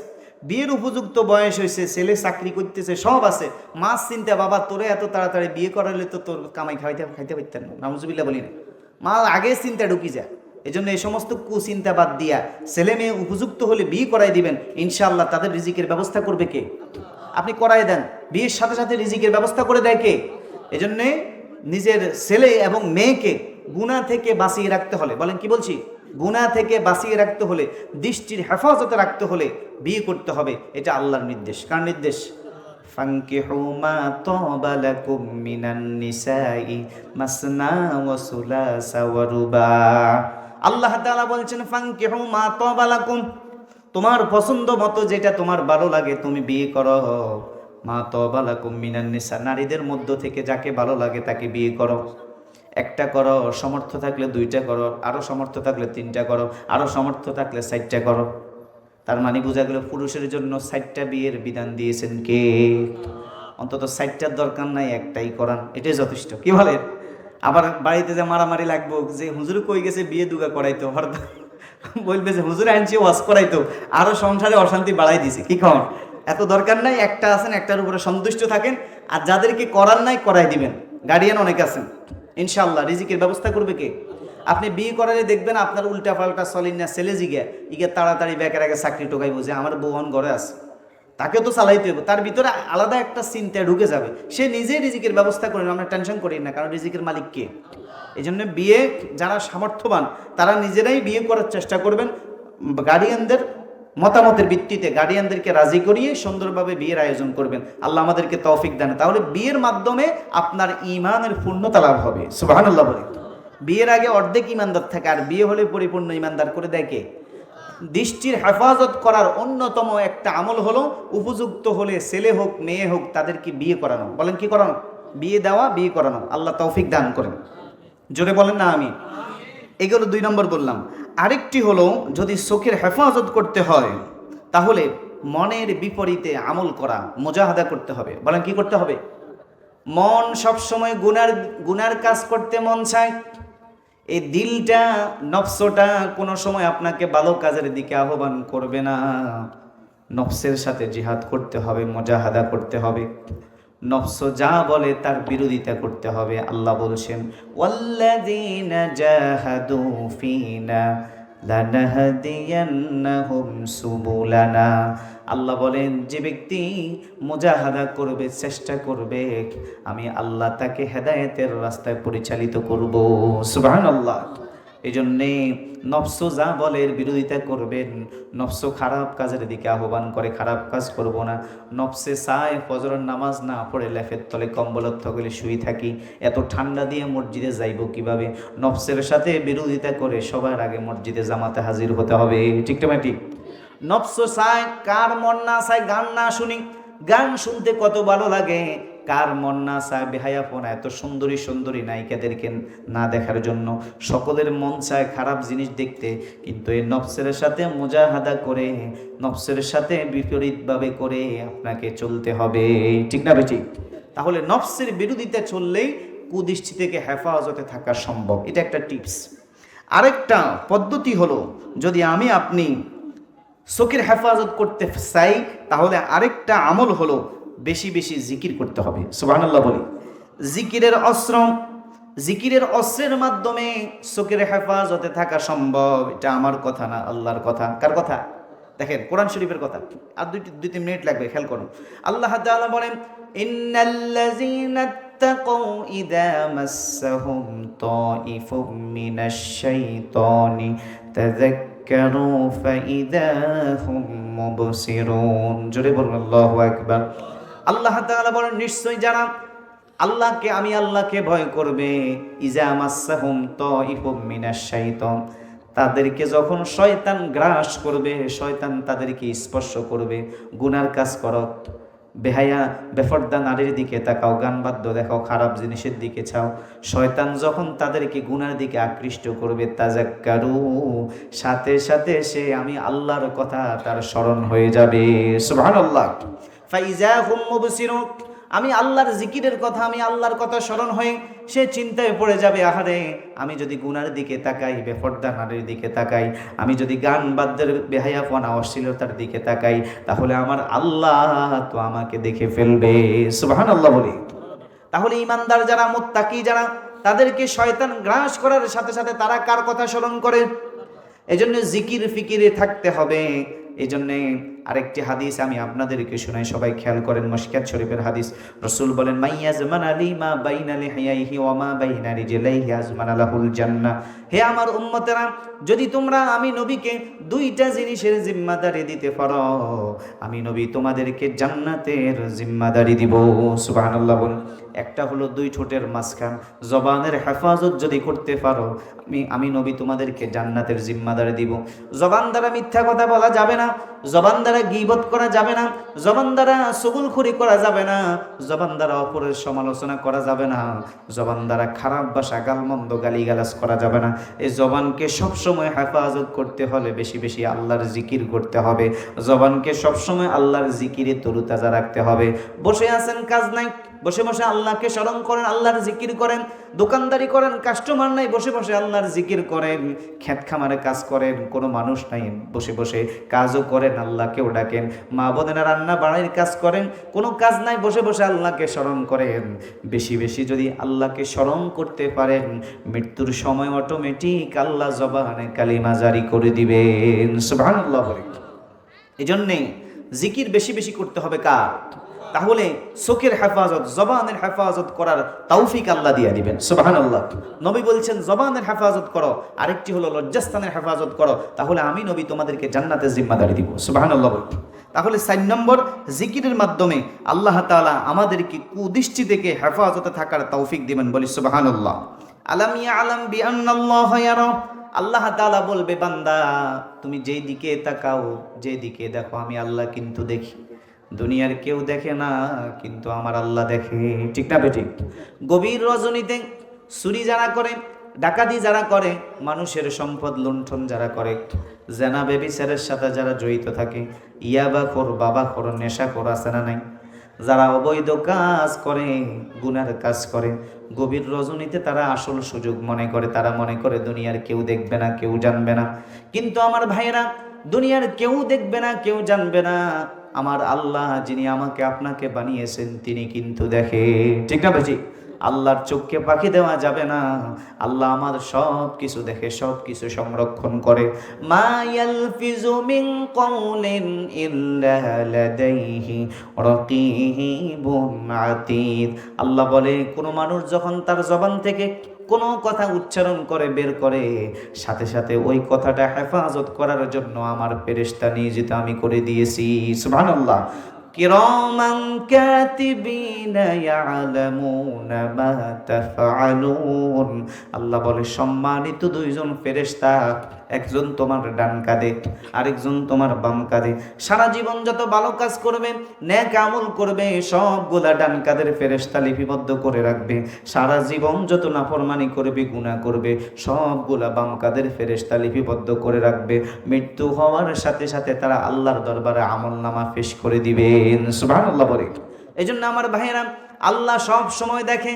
আল্লাহকে হাজির নাজির রেখে আল্লাহ দেখতেছে, এই কথা চিন্তা করে যারা চলবে, তারা কখনো চোখ দিয়ে হারাম জিনিস দেখতে পারে না, চোখ দিয়ে বেগানা নারীর প্রতি দৃষ্টি দিতে পারে না, চোখ দিয়ে গান বাদ্য দেখতে পারে না। কারণ সে জানে, আমি যদি এই গুনার দিকে তাকাই, আমার আল্লাহ দেখবে। একজন স্বামীর সামনে কেউ তার স্ত্রীর দিকে কুনজরে তাকাতে পারে না। একজন বাবার সামনে কোনো পরনারীর দিকে একটা ছেলে তাকাতে পারে না, কারণ সে দেখবে আমার বাবা তাকায় আছে। আমি যদি অন্য মহিলার দিকে তাকাই, তাহলে শরম পাবো, লজ্জা পাবো। তাহলে সামান্য বাবার ভয়ে, লোকের ভয়ে যদি আমি গুনাহ থেকে বেঁচে থাকতে পারি, যে আল্লাহ আমাকে আপনাকে বানিয়েছেন, তিনি সব সময় আমাকে দেখেন, আমার দিকে চেয়ে থাকেন, সে আল্লাহকে ফাঁকি দিয়ে কিভাবে আমরা গুনার কাজ করতে পারি? ঠিক না বেঠি? আল্লাহকে ফাঁকি দেওয়ার কোনো সুযোগ। সর্বশেষ এই কথাটা বলতেছি, কুদৃষ্টি থেকে বাঁচার জন্য একটা আমলের কথা আপনাদেরকে এখন বলে দিব। এই আমলটা বুখারী শরীফের হাদিস। আন ইবনে আব্বাস রাদিয়াল্লাহু তাআলা আনহু قال আনিন নবী কানান নবী সাল্লাল্লাহু আলাইহি ওয়াসাল্লাম। হযরত ইবনে আব্বাস রাদিয়াল্লাহু তাআলা আনহুমার বর্ণনা, তিনি বলেন, আল্লাহর নবী, বিশ্ব নবী একদিন বলেছেন তার নাতিদেরকে, ইউআউযুল হাসান ওয়াল হুসাইন। তার নাতি হাসান এবং হুসাইনকে আল্লাহর নবী বলতেছে। কাকে? নবীজির নাতি হাসান আর হুসাইনকে বলতেছে। এরপরে রাবি বলতেছে, ওয়াকুলু আন্না আবাকুমা, এবং আমাদের পিতা, আমাদের জাতির পিতা হযরত ইব্রাহিম আলাইহিস সালাম, তার দুই সন্তান ইসমাঈল এবং ইসহাককে ডেকে বলছেন, আল্লাহর নবী তার দুই নাতি হাসান হোসাইনকে বলছেন, জাতির পিতা ইব্রাহিম আলাইহিস সালাম তার দুই সন্তান হযরত ইসমাঈল এবং হযরত ইসহাককেও বলছেন এই কথাটা। সেই কথাটা হলো, আউযু বিকালিমাতিল্লাহিত তাম্মাতি মিন কুল্লি শাইতানিন ওয়া হাম্মা ওয়া মিন কুল্লি আইনিন লাম্মা। বলেন, আউযু বিকালিমাতিল্লাহিত তাম্মাতি, বলেন, মিন কুল্লি শাইতানিন হাম্মা ওয়া মিন কুল্লি আইনিন আম্মা।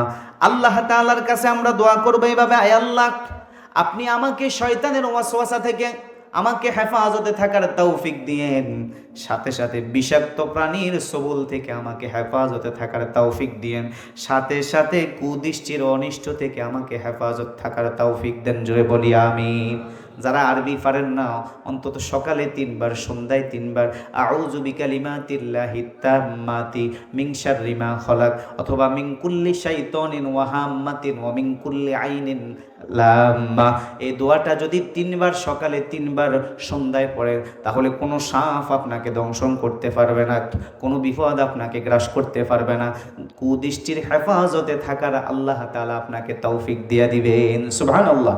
তাহলে আমরা এভাবে অন্তত বলবো, আল্লাহ আমাকে আপনি শয়তানের ওয়াসওয়াসা থেকে হেফাজতে রাখেন, আল্লাহ আমাকে আপনি বিষাক্ত প্রাণীর সবল থেকে হেফাজতে রাখেন, আল্লাহ আমাকে আপনি কুদৃষ্টি থেকে হেফাজত থাকার তৌফিক দেন। জোরে বলি আমিন। সকালে 3 বার, সন্ধ্যায় 3 বার, এটা বুখারী শরীফের রওয়ায়াত। এজন্য আমরা সকলেই নিয়ত করি, আজকের এই আলোচনা থেকে আমরা পাক্কা ইরাদাবদ্ধ হই, জেনে শুনে আর হারাম জিনিসের দিকে আমরা তাকাবো না, ইনশাআল্লাহ বলি। কারণ চোখ এটা আল্লাহ তাআলার নিয়ামত, জবান আল্লাহ তাআলার নিয়ামত, কান আল্লাহ তাআলার নিয়ামত, এই হাত আল্লাহ তাআলার নিয়ামত, এই পা আল্লাহ তাআলার নিয়ামত। চোখকে যদি হারাম জিনিস দেখা থেকে বিরত রাখি, চোখের নিয়ামতের শুকরিয়া আদায় হবে। জবানকে যদি গুনাহ থেকে বাঁচিয়ে রাখি, মিথ্যা বলা গীবত করা থেকে যদি বাঁচায় রাখি, জবানের নিয়ামতের শুকর আদায় হবে। কানকে যদি গান বাদ্য শোনা থেকে, খারাপ কথা, যৌন সম্পর্কিত কথা থেকে, শোনা থেকে যদি বিরত রাখি, তাহলে কানের কদর হবে। হাতকে গুনাহ থেকে বাঁচায় রাখি, পাকে গুনাহ থেকে বাঁচায় রাখি, অন্তরকে কুমন্ত্রণা থেকে, শয়তানি প্রণা থেকে, প্রবৃত্তি থেকে যদি বাঁচায় রাখতে পারি, তাহলে পুরা শরীরের সমস্ত গুনাহ থেকে আল্লাহ হেফাজতে রাখবেন। এটার শুকরিয়া আদায় করার তৌফিক আল্লাহ দিয়া দিবে। আল্লাহ আমাদেরকে সেই কাতারে শামিল করুন। এই জন্য চোখের হেফাজত করবো তো ইনশাআল্লাহ।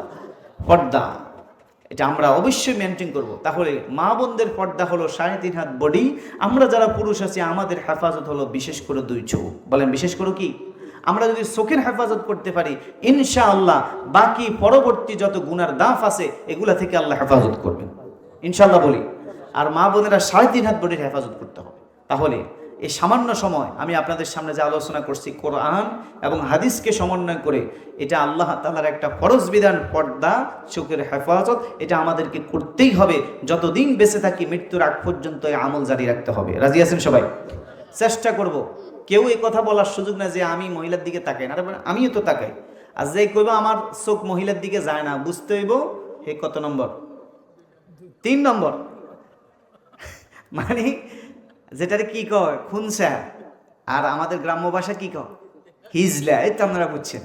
অর্থাৎ আল্লাহ সৃষ্টিগতভাবে আমাদেরকে বানিয়েছেন এইভাবে, একজন পুরুষ আরেকজন মহিলাকে দেখলে আকৃষ্ট হবে, স্বাভাবিক, আল্লাহ বানাইছেন এইভাবে। কিন্তু এই আকৃষ্ট হওয়ার পরে সে নিজেকে কন্ট্রোল করে চোখকে যদি অবনত রাখে, এই সাময়িক তৃপ্তি পাওয়ার পরেও এটাকে যদি বিসর্জন দেয়, চিরস্থায়ী শান্তি জান্নাতের মালিক আল্লাহ তাকে করে দিবেন। সুবহানাল্লাহ। কি কারণ একটা মহিলার দিকে তার অঙ্গভঙ্গি দেখলে সাময়িক একটু আত্মতৃপ্তি পাওয়া যায় না? স্বাভাবিক, পাওয়া যায়নি? যায়। কিন্তু এই সাময়িক তৃপ্তি কতক্ষণ? এই যতক্ষণ 2-1 মিনিট তাকে দেখছি ততক্ষণ, এরপরে আর নাই। কিন্তু এই সামান্য তৃপ্তির কারণে আপনি জাহান্নাম কামাই করে ফেলছেন। আর যদি এই সামান্য তৃপ্তিকে বিসর্জন দিয়ে ওই মেয়েটার দিকে, ওই মহিলার দিকে না তাকিয়ে নিজের চোখের হেফাজত করতেন, জান্নাতে আল্লাহ আপনার জন্য হুর রেখে দিতেন। সুবহানাল্লাহ। এই জন্য চোখের হেফাজত করবো তো ইনশাআল্লাহ। যুবক ভাইরা নিয়ত করেন, আমিও চেষ্টা করবো ইনশাআল্লাহ। একটা মেয়ে গেলে আমরা কতবার তাকাই, মেয়েটা দেখতে কিরকম সুন্দর, উচানা খাটো, শরীরের অবয়ব কিরকম, কত কল্পনা সাগরে ঢুকি যাই, একজন আরেকজনকে ইশারা দিতে থাকি, মানে মেয়েটাকে ইফটিজিংয়ের যত যা যা আছে সব কিছু করা শুরু করে দিই, ঠিক না বেঠিক? এই জন্য আমরা হেফাজতে থাকবো, চোখের হেফাজত করব ইনশাআল্লাহ। আর যারা বিয়ে করছেন নিজের স্ত্রীর প্রতি খুশি থাকবেন, রাজি থাকবেন, স্ত্রী বাদ দিয়ে অন্য পর মহিলার প্রতি আসক্ত হওয়ার কোনো সুযোগ এটা হারাম কবিরা গুনাহ। অনেকে আসতে স্ত্রীর ভালো লাগে না, স্ত্রীকে সময় দেয় না, একটু সুন্দরভাবে গল্প গুজব করে না, কিন্তু বাহিরের মহিলার সাথে সময় দেয়, কথা বলে, আছে না নাই? আর স্ত্রী যারা মাইকের আওয়াজ শুনতেছেন, আপনাদেরকেও বলি, স্বামী যখন ঘরে আসবে স্বামীর সামনে সাজগোজ হয়ে সুন্দর হয়ে পরিপাটি হয়ে থাকবেন। স্ত্রীদের অভ্যাস খারাপ, তারাও আত্মীয় স্বজনের বাড়ি দাওয়াত সাওয়াতে না গেলে তারা সাজগোজ করে না, ঠিক না ভাই ঠিক? ওইখানে গেলে অন্য পুরুষকে দেখানোর জন্য তার যত সাজগোজের আইটেম আছে সব ব্যবহার করে, সুনু, পাউডার, ফেয়ার লাভলি, আরও কত কি আছে সব মাখি, আদা ময়দা সব একসাথ করি, তার চেহারাটাকে সাদা করে অন্য পুরুষকে দেখানোর জন্য পাগল হয়ে যায়, আছে না নাই? স্বামীর সামনে একটু সাজে না, স্বামীর সামনে একটু সুন্দর হয়ে পরিপাটি হয়ে থাকে না, সুন্দর জামা কাপড় পরিধান করে না, আছে না নাই? তো ওই স্বামী আপনার প্রতি নজর কিভাবে যাবে? আপনি তো তার সামনে একবারে অপদস্থ হয়ে একটা সাকরানির মতো তার সামনে থাকেন। খবরদার, এই জন্য মা বোনেরা স্বামীকে রাজি করবেন, স্বামীর সামনে সুন্দরভাবে পরিপাটি হয়ে থাকবেন, সাজগোজ হয়ে থাকবেন, যাতে আপনার স্বামী আপনার দিকে একবার দৃষ্টি দিলে আপনার প্রেমে পড়ে যায়, আপনার মায়া পড়ে যায়, আপনার দিকে তার হেফাজত থাকে, অন্য পর মহিলার দিকে যাতে তার আসক্ত হওয়ার সম্ভাবনা না থাকে। এই চেষ্টা মা বোনদেরকেও করতে হবে, ঠিক না বেটি? শুধু পুরুষ না, এখানে মা বোনদেরও দোষ আছে। আমি চকবাজারে প্রায় 5 মাস স্বামীর কি অধিকার, স্ত্রী কি অধিকার, এটা নিয়ে আলোচনা করছি। আলহামদুলিল্লাহ অনেক ফায়দা হয়েছে, অনেক আসি দেখা করছে। তো ওইখানে বিস্তারিত বলছি।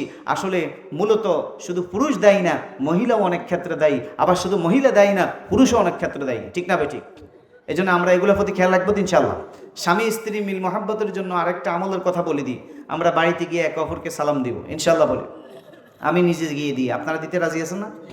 ইনশাল্লাহ আমাদের প্রতিযোগিতা চলে কে কার আগে দিবি, অনেক সময় লুকাই থাকে, আমি বলতে পারি না কে কার আগে দিবি, প্রতিযোগিতা চলে। এখন বাড়িতে যদি আপনি ঝগড়া করি বাইর হন, বা মন মালিন্য হয়েছে বাইর হয়েছে, কিন্তু বাহির থেকে যাওয়ার পরে যদি একটা সালাম দেন, দেখবেন তার সাথে সাথে মনের ভিতরে রাগ অভিমান বলে আল্লাহ হাসির একটা ফুটন্ত চেহারা আপনার সামনে দিয়ে দিবেন। সুবহানাল্লাহ। পরীক্ষা করে দেখেন। আবার যারা বিয়ে করেন না, উল্টা পাল্টা যায় মারিয়েন না, চাইয়েন কি কন? রাস্তাঘাটে যাইতে মেয়ে একটা দেখছেন, হুজুর কইছে সালাম দিলে অনেক লাভ, তো অবৈধ একটা ফরনারি দেখছেন, এখন সালাম দিবেন কালকে দুদিন, হ্যাঁ নিজের স্ত্রীকে দিতে হবে, বিষয়টা বুঝছেন? নিজের স্ত্রীকে। মুরব্বী যারা আছেন আপনারাও দিবেন, যারা ইয়ং আছেন তারাও দিবেন ইনশাল্লাহ, বলি না? সালাম দিলে শান্তি দেয় কে? সালাম মানেই শান্তি। বলেন সালাম মানে কি?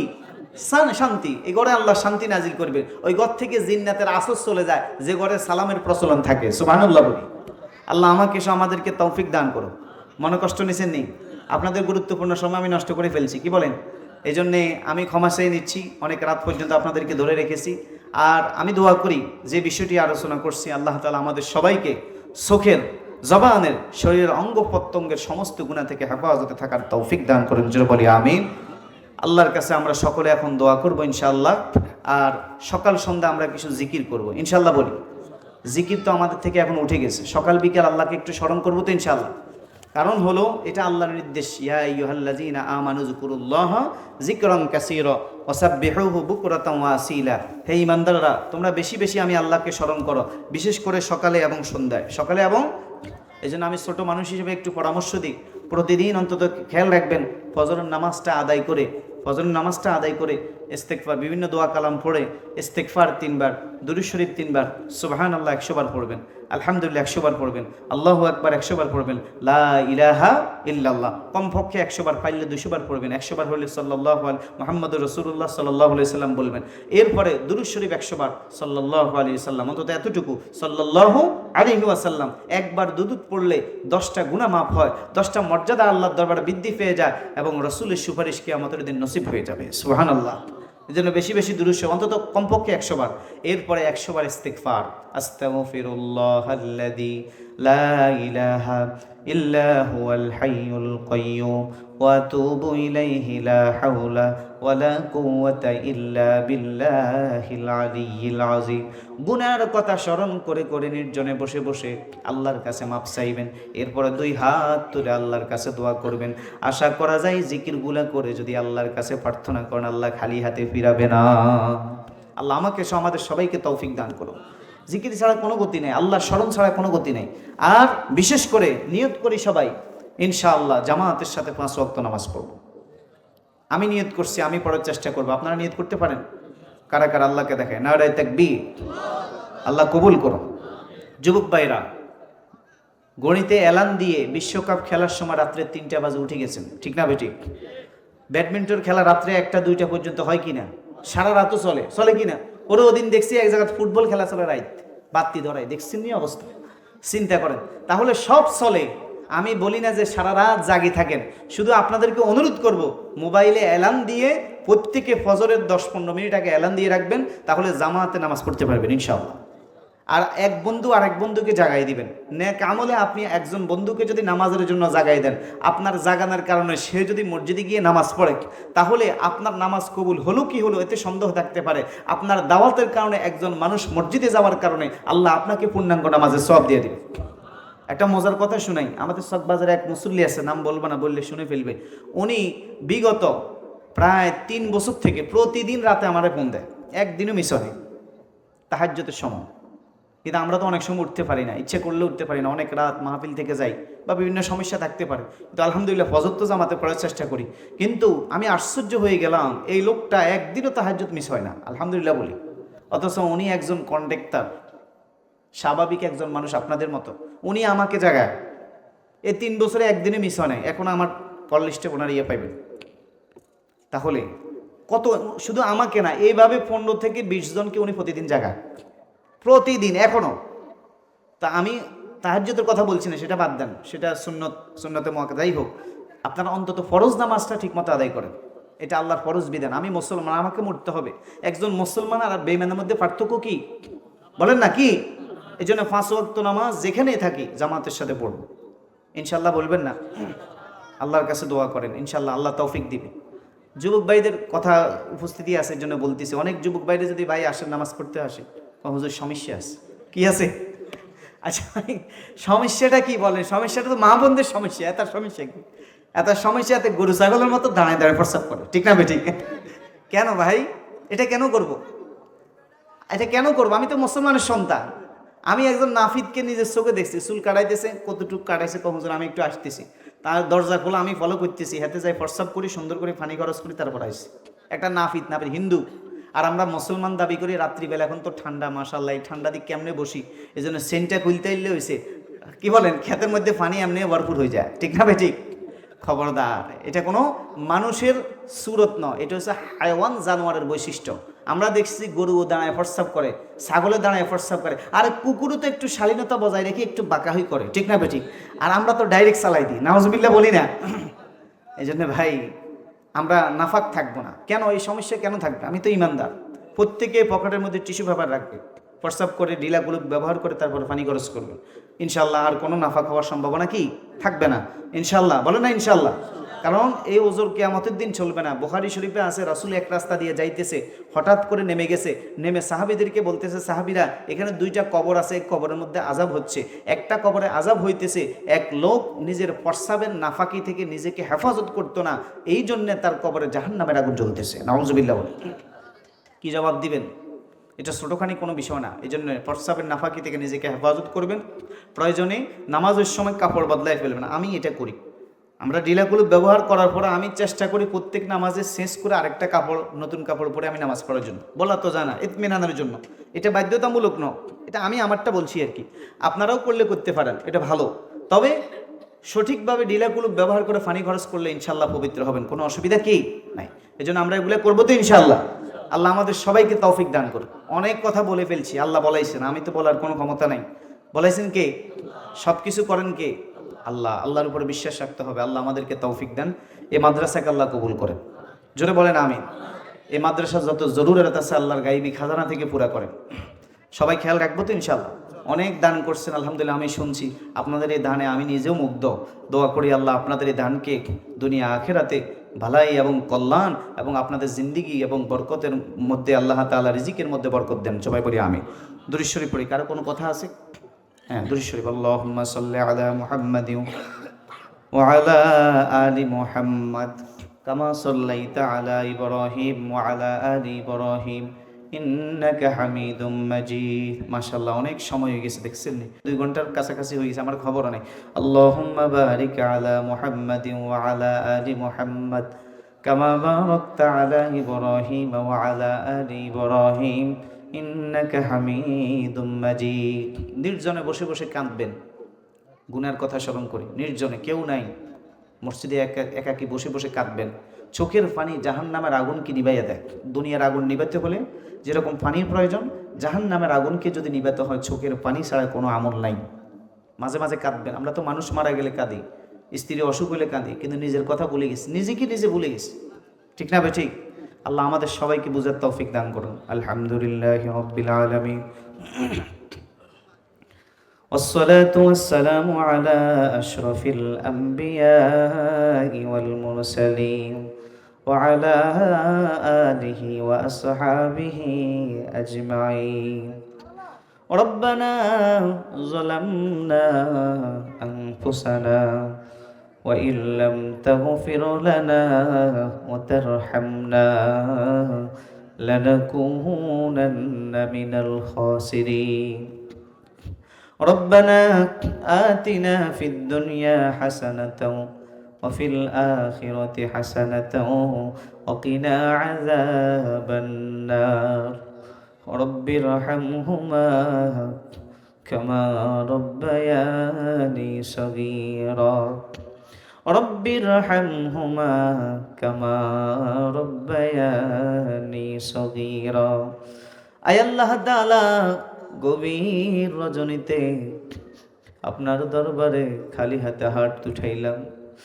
গুনার কোনো শেষ নাই, গুনার বোঝা মাথায় নিয়ে আপনার আলিশান দরবারে হাত উঠাইলাম। মৌলবীর টেক নুরানি হাফেজি মাদ্রাসা এলাকাবাসীর যৌথ উদ্যোগে মাহফিলের সমাপনী সময়ে আপনার দরবারে হাত উঠাইলাম। আল্লাহ, মাহফিলের শুরু থেকে এই পর্যন্ত যা কিছু বলা হয়েছে আমরা বলেছি, শুনেছি। আল্লাহ মেহেরবানি করে ভুল ত্রুটি বেয়াদবি ক্ষমা করে আপনি কবুল আর মঞ্জুর করে নিন। আয় আল্লাহ, যে কথাগুলা হয়েছে আল্লাহ আমাদের সবাইকে সে অনুযায়ী বাস্তব জীবনে আমল করার তৌফিক দান করেন আল্লাহ। আয় আল্লাহ, আমরা যারা হাত উঠাইলাম এমন কোনো গুনাহ নাই জীবনে করি নাই আল্লাহ।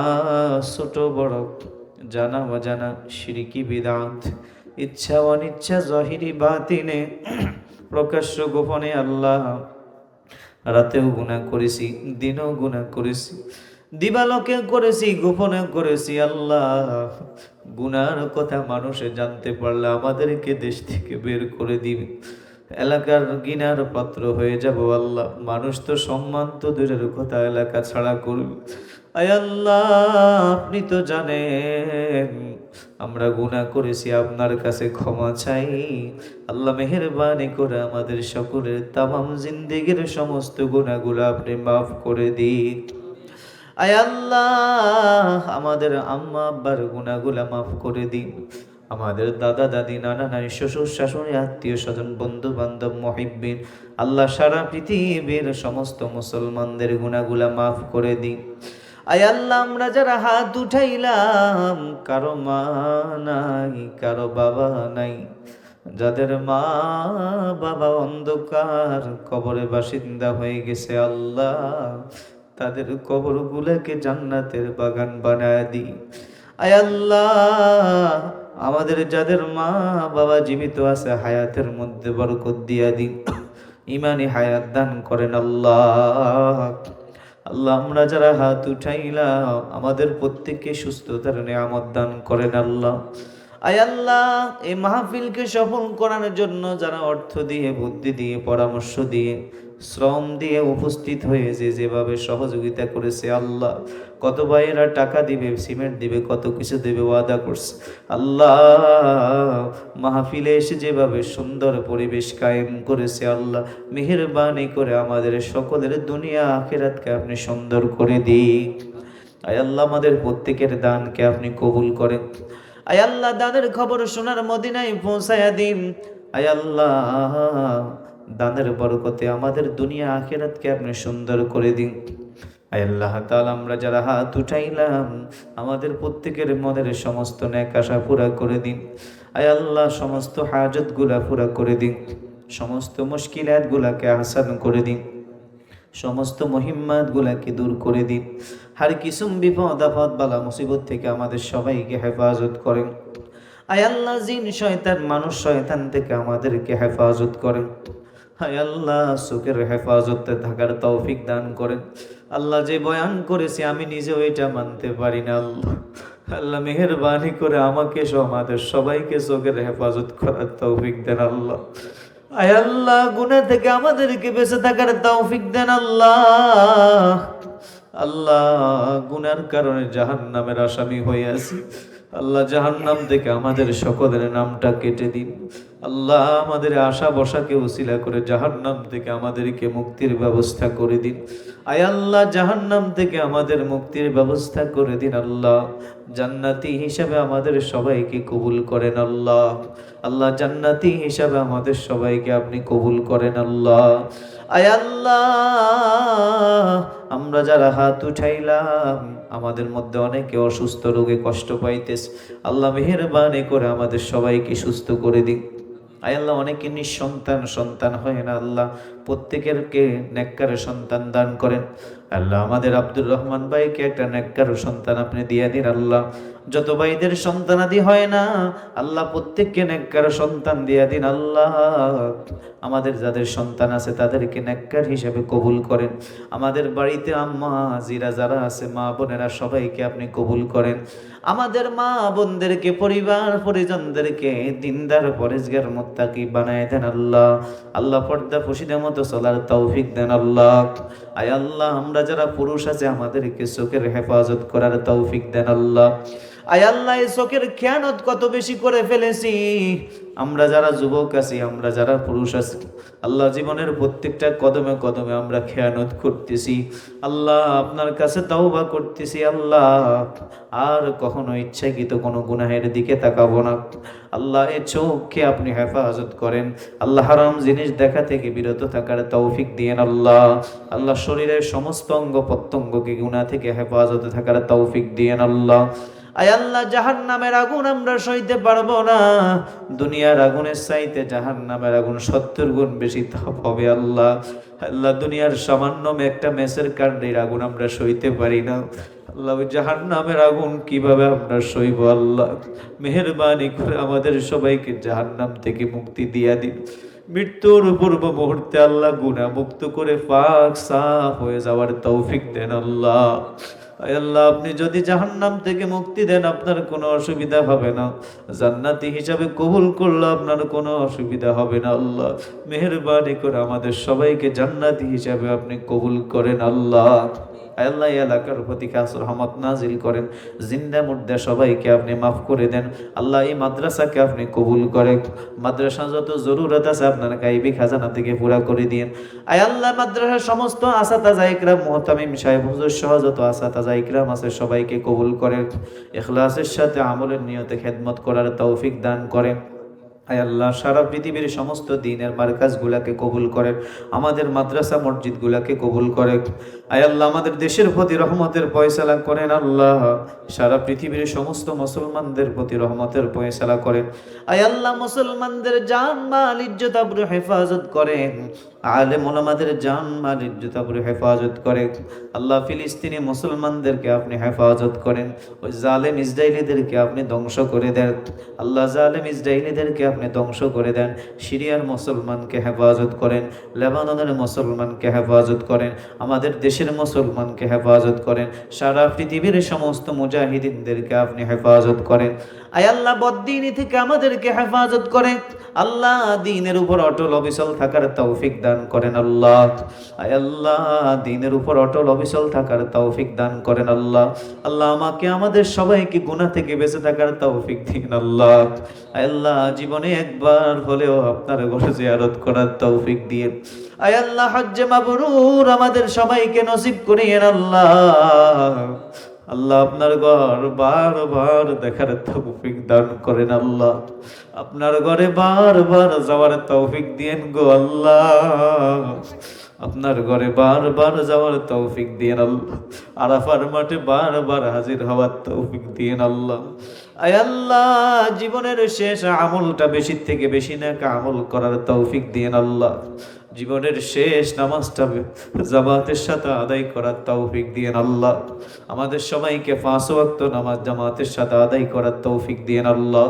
আমাদের সকলের হালাল রিজিকের ব্যবস্থা করে দিন হারাম থেকে আমাদেরকে বেঁচে থাকার তৌফিক দেন। আল্লাহ, যারা বেকারত্ব জীবন যাপন করে সকলের কর্মসংস্থানের ব্যবস্থা করে দিন। যারা বিয়ে করে নাই, বিয়ে হয় নাই, প্রত্যেকের জন্য নেককার স্ত্রী, আমার বোনদের জন্য নেককার স্বামীর ব্যবস্থা করে দিন আল্লাহ। আল্লাহ, আমাদের প্রত্যেকের দাম্পত্য জীবনকে আপনি সুখময় করেন আল্লাহ।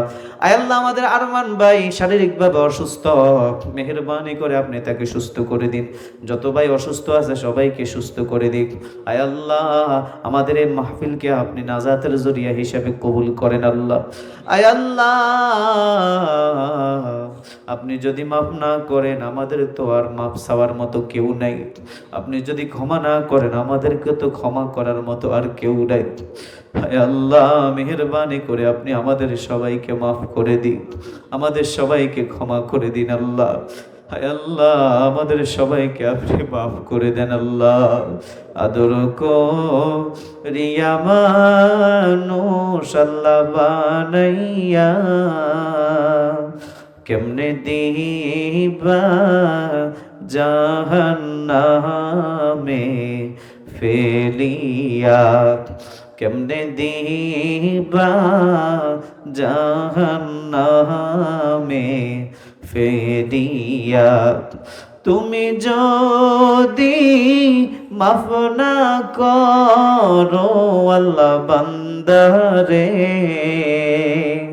তুমি যদি মাফ না করো আল্লাহ আমারে, বলো তোমার বান্দা যাবে কার কাছে, বলো তোমার বান্দা যাবে কার কাছে। আল্লাহ, আমাদের সবাইকে ক্ষমাশীলদের কাতারে শামিল করেন আল্লাহ, আমাদের সবাইকে ক্ষমাশীলদের কাতারে শামিল করেন আল্লাহ। 5 ওয়াক্ত নামাজ জামাতে আদায় করার তৌফিক দান করেন। নেক আমল করতে করতে ইমানে হালতে দুনিয়া থেকে যাওয়ার তৌফিক দিয়েন আল্লাহ। আয় আল্লাহ, যেদিন আমাদের মরণ চলিয়ে আসবে, আজল ফুরিয়ে যাবে, হায়াত শেষ হয়ে যাবে, মরণের ঘন্টা বেজে যাবে, মালাকুল মউত আজরাইল হাজির হয়ে যাবে আল্লাহ, আপনি দয়া করে রহমতের নজরে আমাদের প্রতি, মায়ার নজরে আমাদের সকলের জবানের ভিতরে জারি করে দিয়েন লা ইলাহা ইল্লাল্লাহু মুহাম্মাদুর রাসূল।